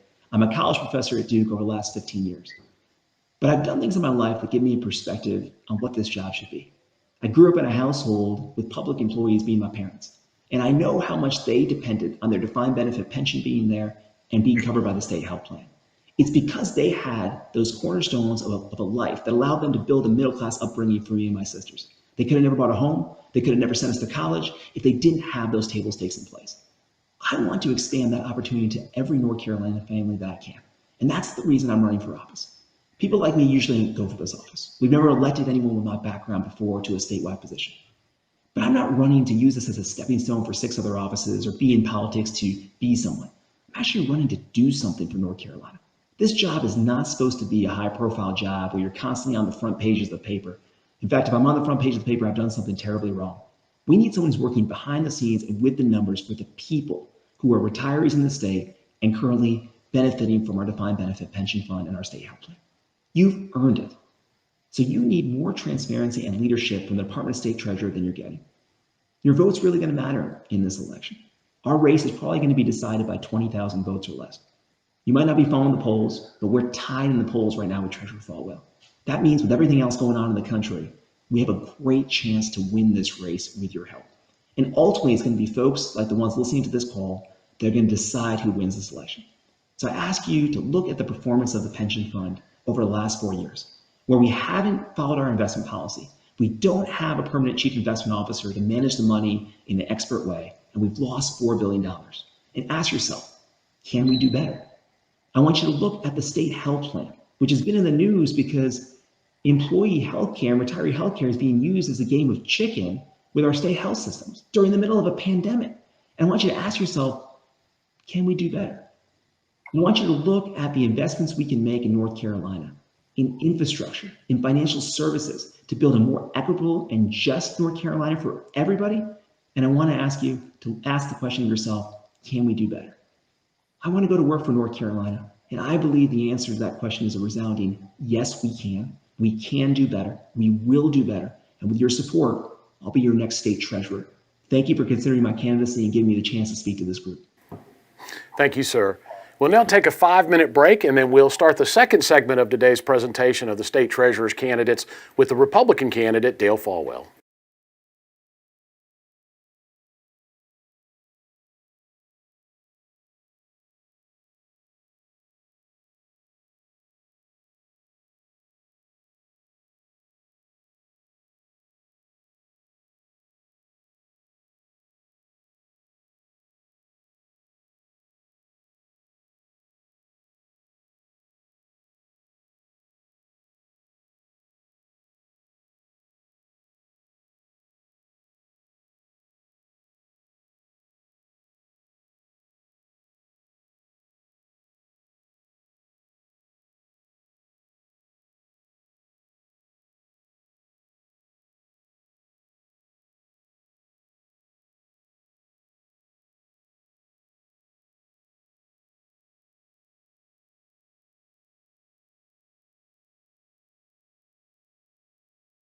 Very sharp.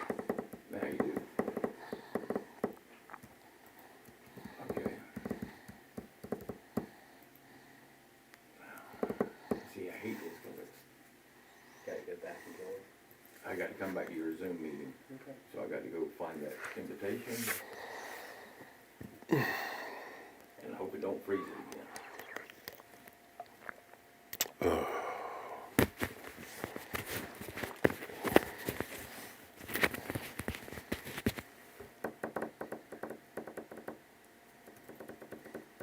All right, you should be getting an invitation from me.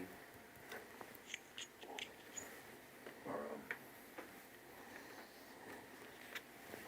showing without video.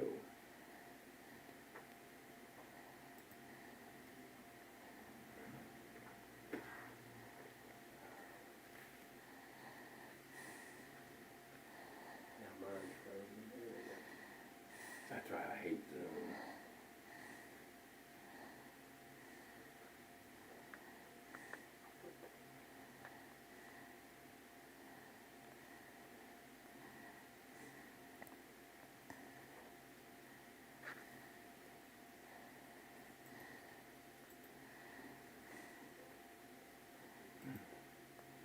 Okay, there's Richard Rogers. There's, all right, yeah, you put Please Cynthia mute up. the YouTube because people are hearing it. Do what? I just got a text that we need to mute the YouTube because you can hear chatter in it. I've got nothing going to it. There, It's mine, I'm sure. okay, hang on a second. I just muted me.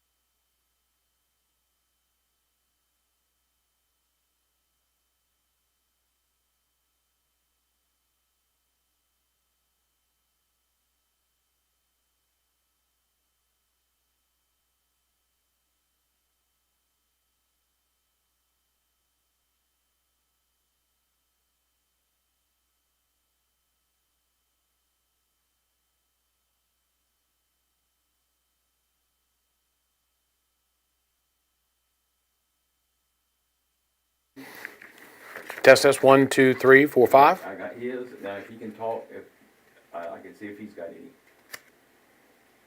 Mr. Treasurer, can you hear me? You can't hear me. Is your okay? Can you hear? Can you hear me, Mr. Treasurer? I can. How are you? I'm doing great. We're getting your camera shot set up right now. I'll let you know in advance. I'm not sure what you're going to be seeing. Just listen for obvious vocal cues from the moderator, and I'll be switching the shots around. Is that good with you? He's off again. As long as I'm not seeing Joe Stewart. Okay. Mr. Treasurer, the first question I want to ask you, I think this is an important qualification for anyone wanting to be state treasurer. What word rhymes with orange? I think we're All right. Yeah, I'm gonna bring you on. I'll point at you, I'll cue you, and you can just start, okay? All right, let me see here. Let me clear all these pictures out. We don't want Richard on there. That's what I want. Can you turn up his volume a little bit? Do what? I need his volume up a little.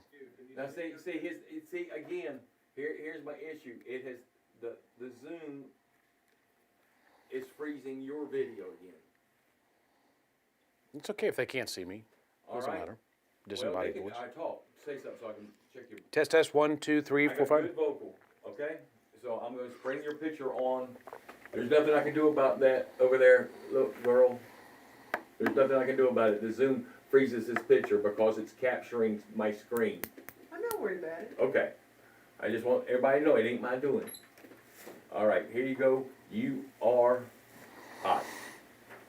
Well, we're ready for the second installment in today's discussion with the candidates running for state treasurer. We're fortunate to have with us the incumbent state treasurer and the Republican nominee in this election.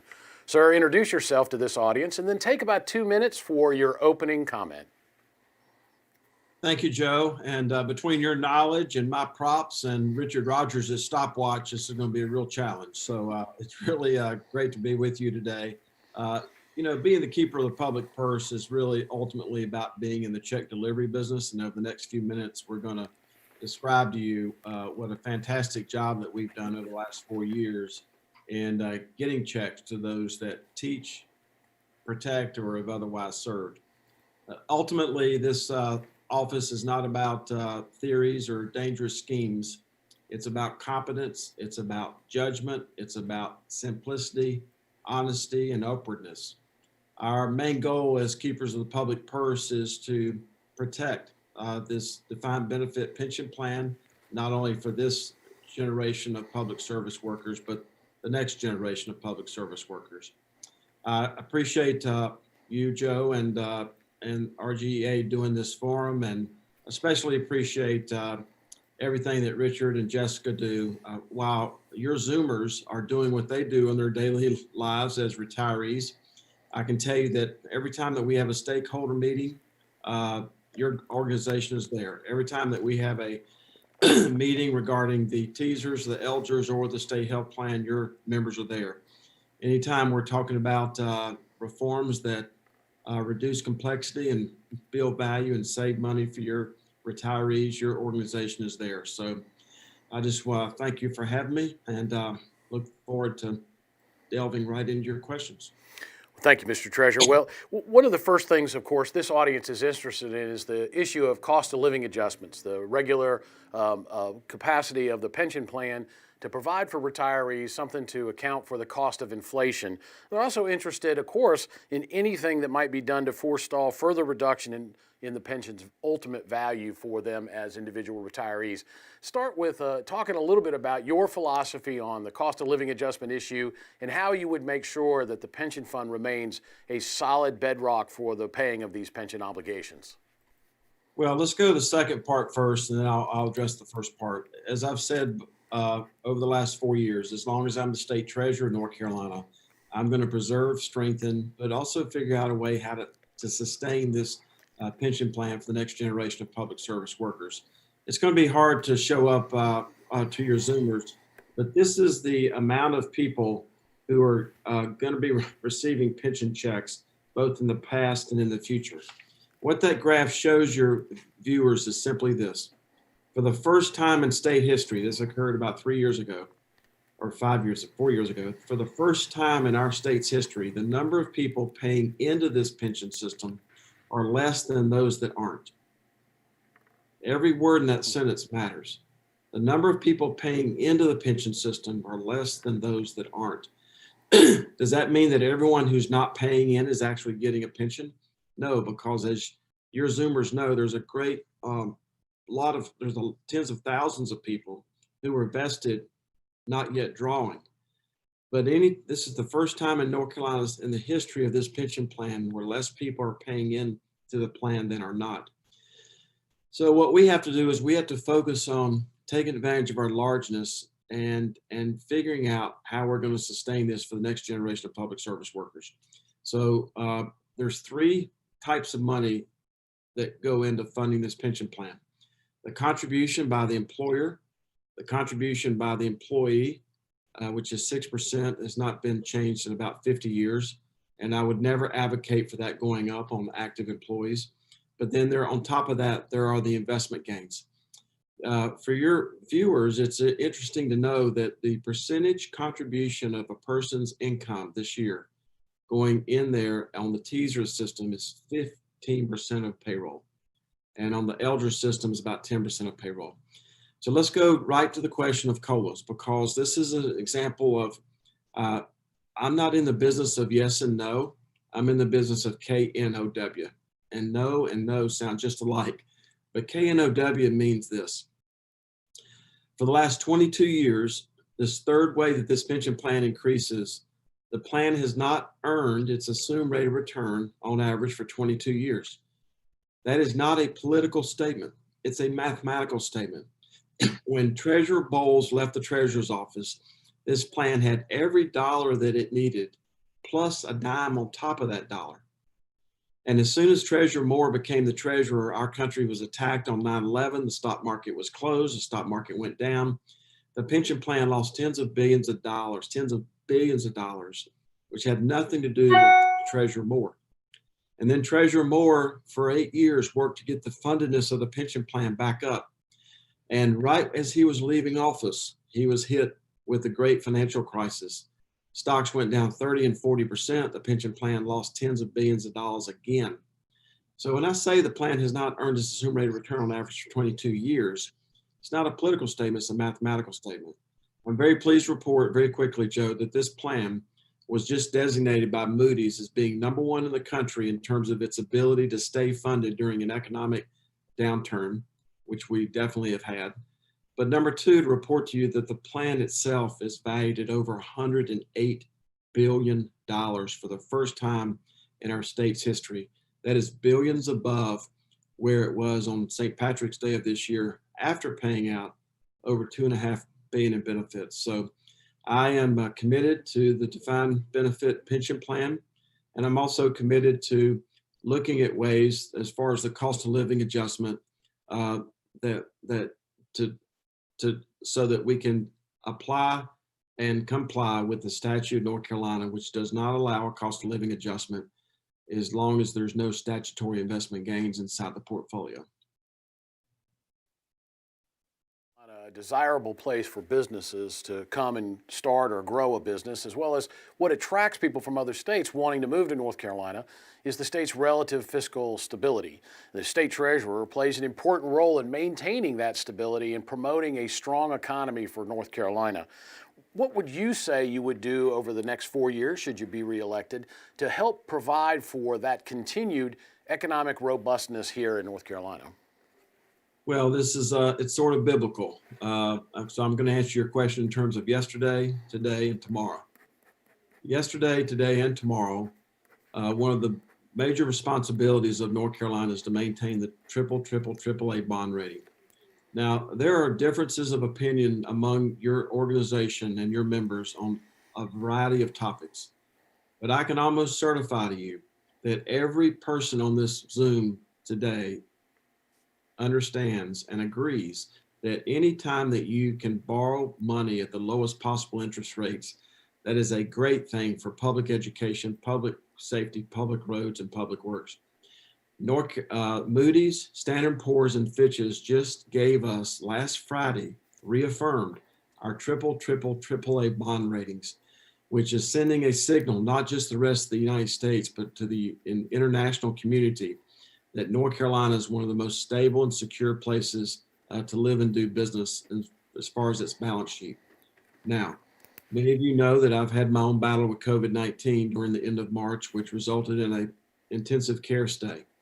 I'm not drawing attention to that, but as so much attention has been spent on flattening the healthcare curve, which I appreciate more than most, we've also got to make sure that we flatten the economic curve, because when people are locked in place, they can't move. And when they can't move, they can't generate the income, the gas, the sales, and the occupancy taxes, which are necessary to run our state and local governments. So having the right policies that are transparent, data-driven, consistent, but more importantly than anything else, where there's the ability to challenge assumptions so that we figure out what's right, get it right, and keep it right for the citizens of this state.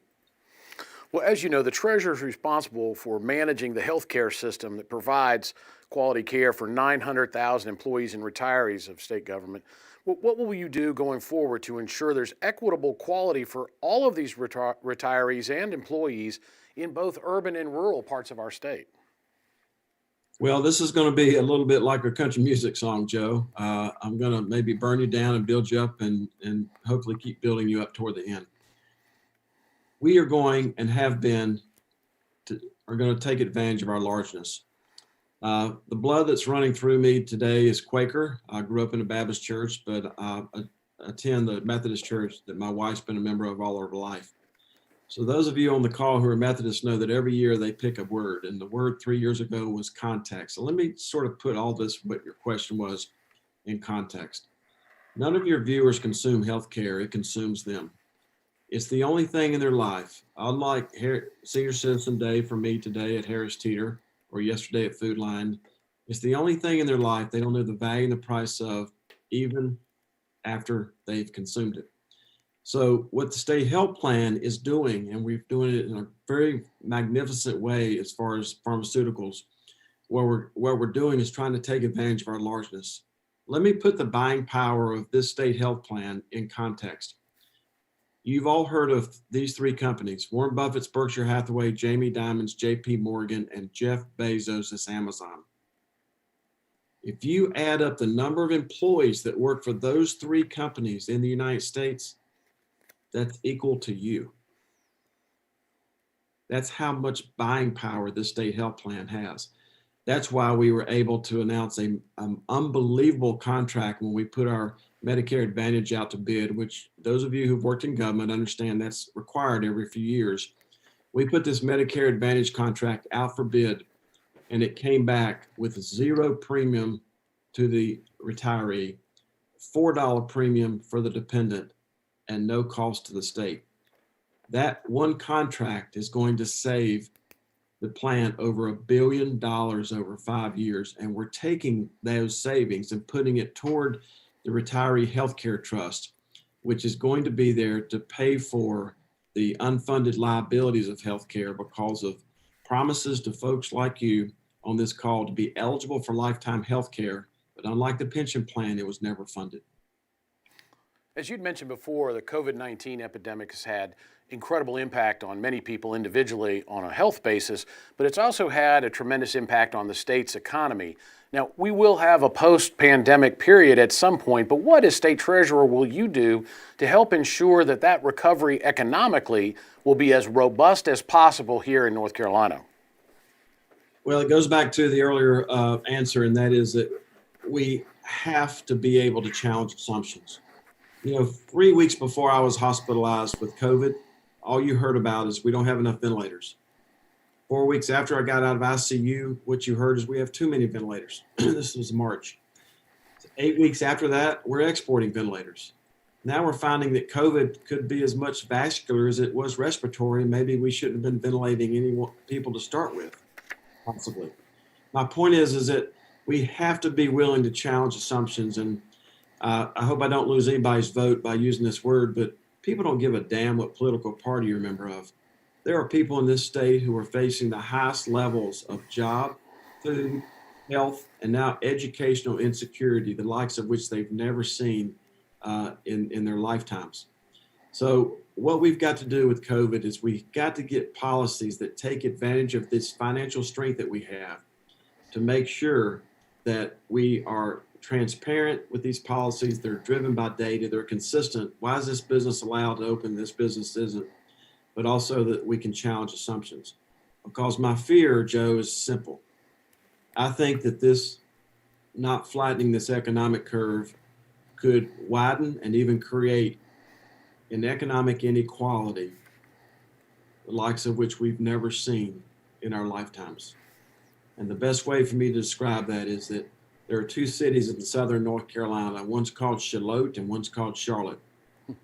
And I can tell you that even though they're spelled and pronounced similarly, I can tell you that Charlotte as a rural community and Charlotte as an urban community are in far different boats right now. We certainly have seen in recent months here in North Carolina and all across our country a protest relative to some important issues about social justice and equity in our society. What is your philosophy on the role you could play as state treasurer to address some of these issues and try to make positive change in these areas? As I mentioned to you earlier, the blood that runs through me is Quaker.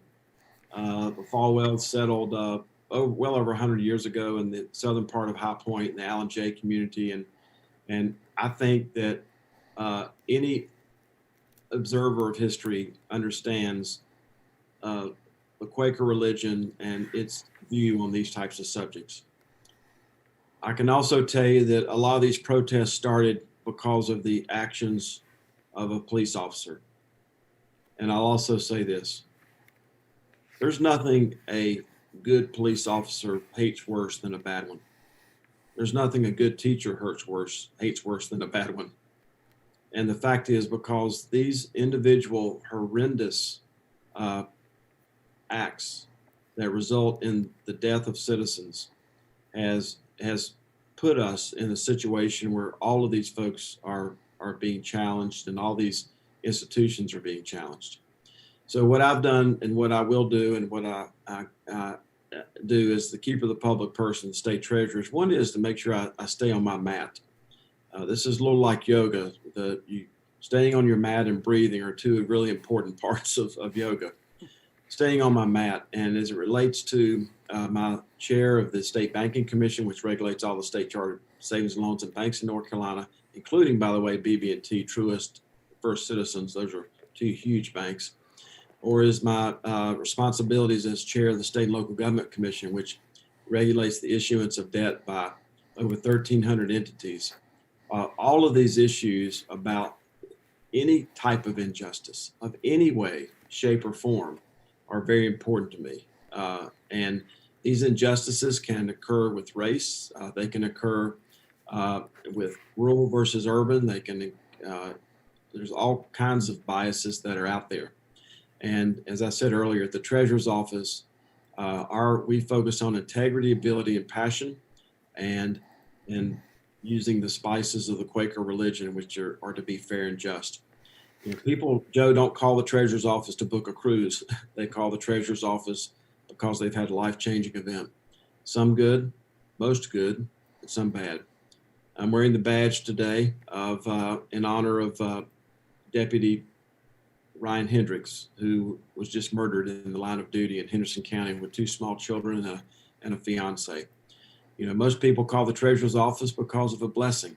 They've gotten a job, they've retired from the job, they've gotten married, they've had children, their children have aged out.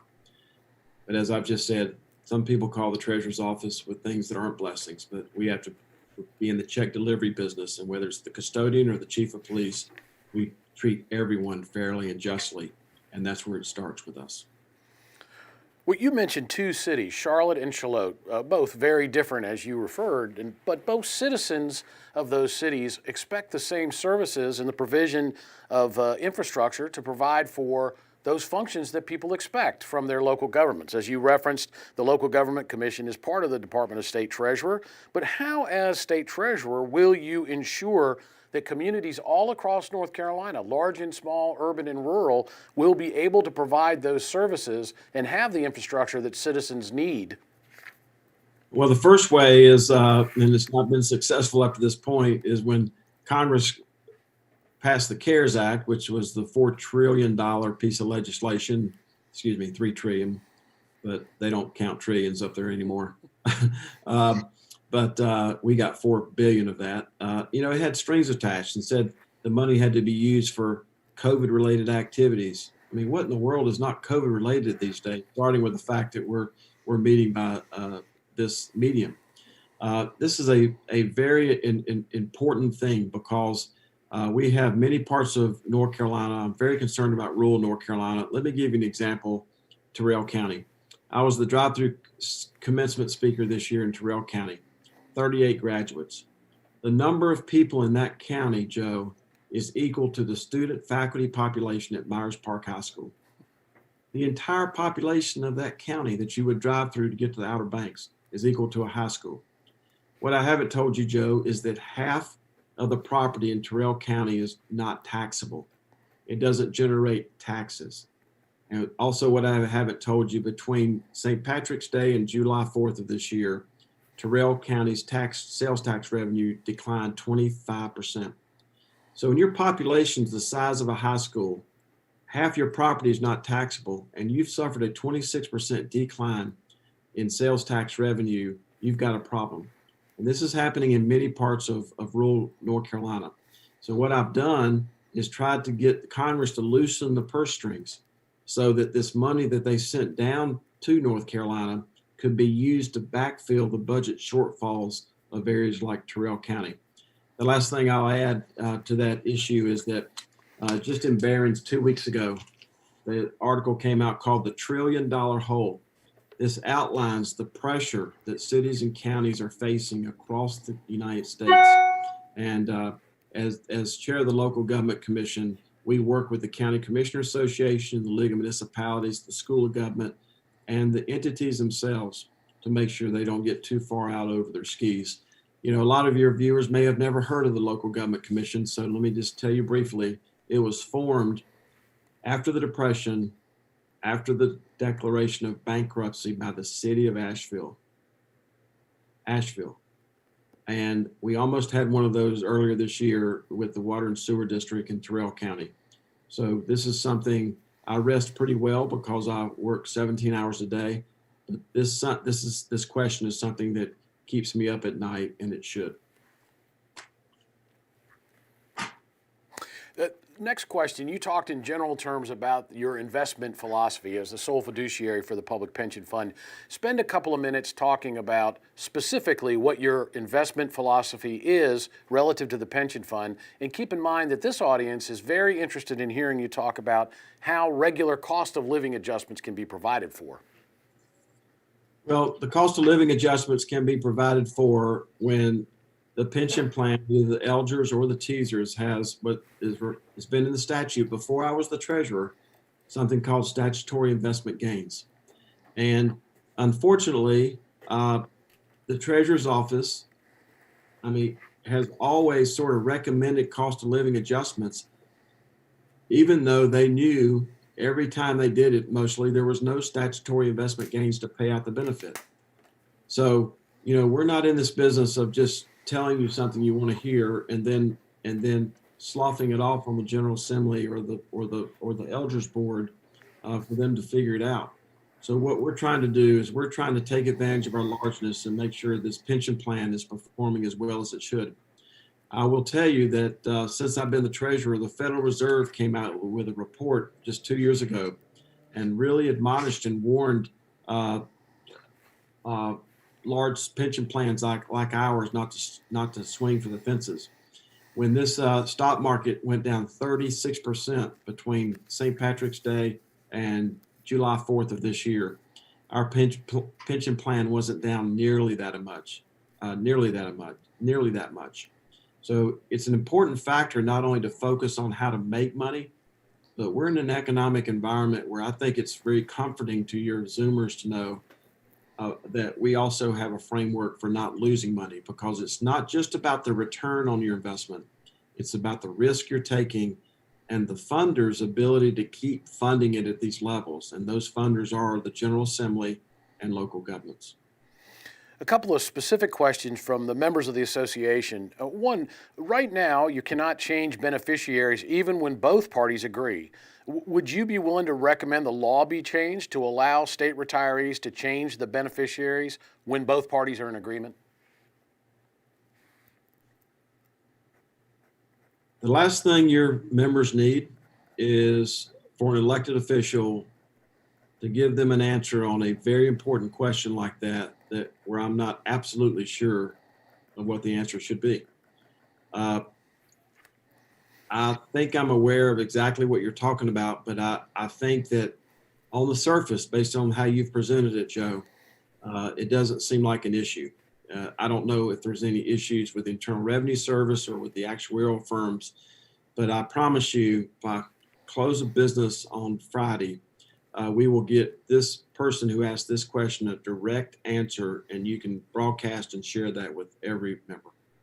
And you touched on this a little before, but one member is very interested in what you'd say about the stock market. You mentioned some of the recent volatility, but some sense going forward that we may see some ups and downs in the public equity sector. How are you going to make sure that that portion of the public pension investment portfolio is relatively safe over what we could expect will be perhaps a roller coaster ride over the next few years?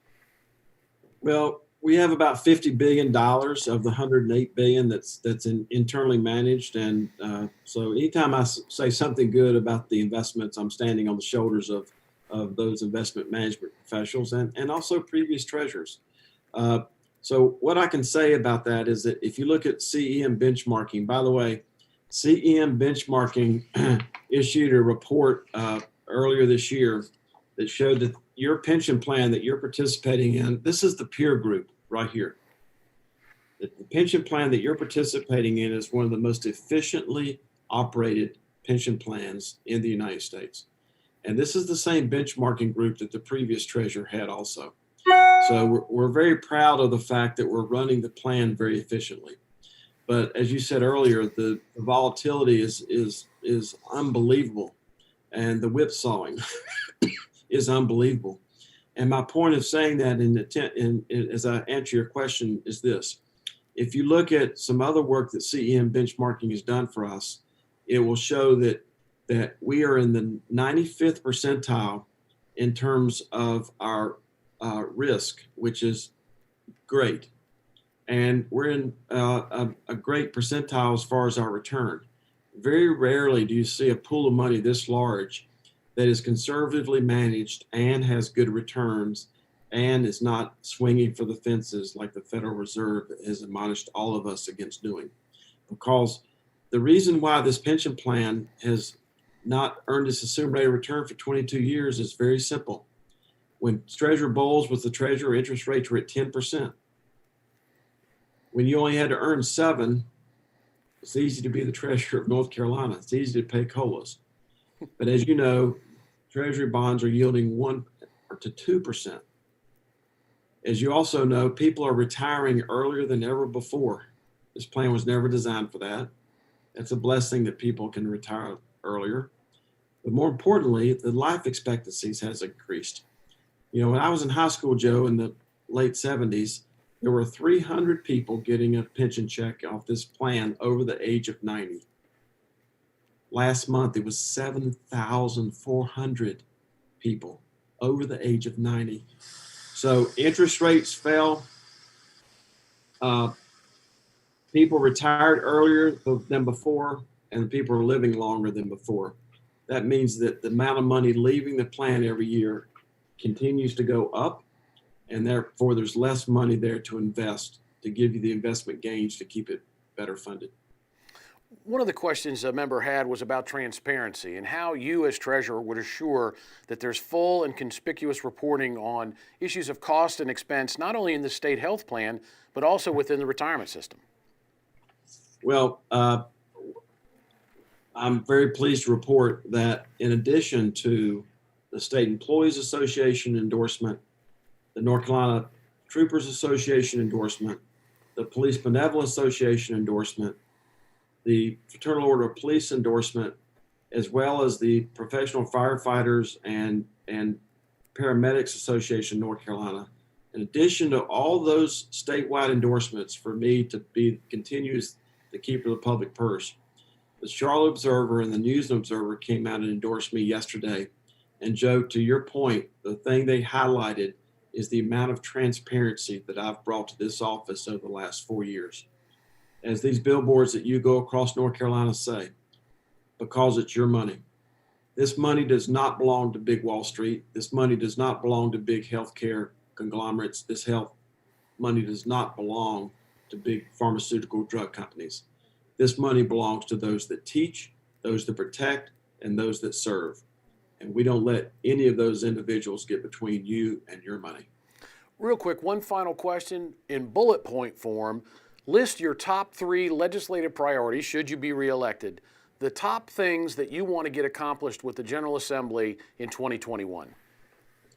Well, the top thing, obviously, is to make sure that the pension and the healthcare plan remain fully funded. Number 2, the top thing is to continue to tighten up, and I think we've done a great job to make sure we have all the tools in the toolbox to make sure that no one is getting a penny out of this pension plan that doesn't deserve it. You know, many of your Zoomers remember the case of 3 years ago, a person who had been cashing his deceased mother's pension checks for 16 years, over $250,000. I was asked about that by a person in the legal profession. They said, well, Mr. Treasurer, what evidence do you have? I said, I have a death certificate and I have 16 years of canceled checks. What more evidence do you need? We took that case all the way to the highest levels of the court, and the jury found this person not guilty. And this person said to an SBI agent that he knew that this money didn't belong to him. So my point is that I don't know that I have 3 in the time that I have, but we're going to continue asking the General Assembly to give us the tools that we need to cut down on fraud. Any death benefit, any amount of this money that we manage that goes to somebody that doesn't deserve it is one too many. And then finally, closing remarks, your bit of insight into why this audience today should consider you as the best candidate for state treasurer. Well, number one is because it's your money, and the people who have all the money in this plan have endorsed my candidacy across North Carolina. At every point over the last 4 years, I have consistently under-promised and over-delivered as it relates to being the keeper of the public purse. Secondly, specifically to retirees, look at the outcome of this unbelievable negotiation for our Medicare Advantage contract. Consider for the fact that when people could not go to the dentist, I went to the people who provide the dental and the vision care and said, you need to give our members a rebate. And they sent you folks back $2 million. I said, why should you profit off people paying dental premiums when they can't get to the dang dentist? So this is just an example of, this isn't about hundreds of millions and billions of dollars. This is about the pennies and the paper clips. And on top of that, we've been able, in addition to the Medicare Advantage contract, we've been able to reduce every year that I've been the state treasurer. In addition to freezing family premiums for active employees, we've been able to reduce the cost of the vision and dental plan every single year. Those premiums have gone down every single year since I've been the state treasurer because of fantastic negotiations. So we're very happy with being the keeper of the public purse. I would appreciate your vote, and I'm going to continue to do what I've always done, be fair and just, and understand that this is your money. Thank you, sir, and thank you to all the members of the Retired Governmental Employees Association who tuned in today. Just my final comment, it's important that you go out and vote. The hallmark of American democracy is the participation of citizens in the electoral process. Thank you for your time today, and have a great week.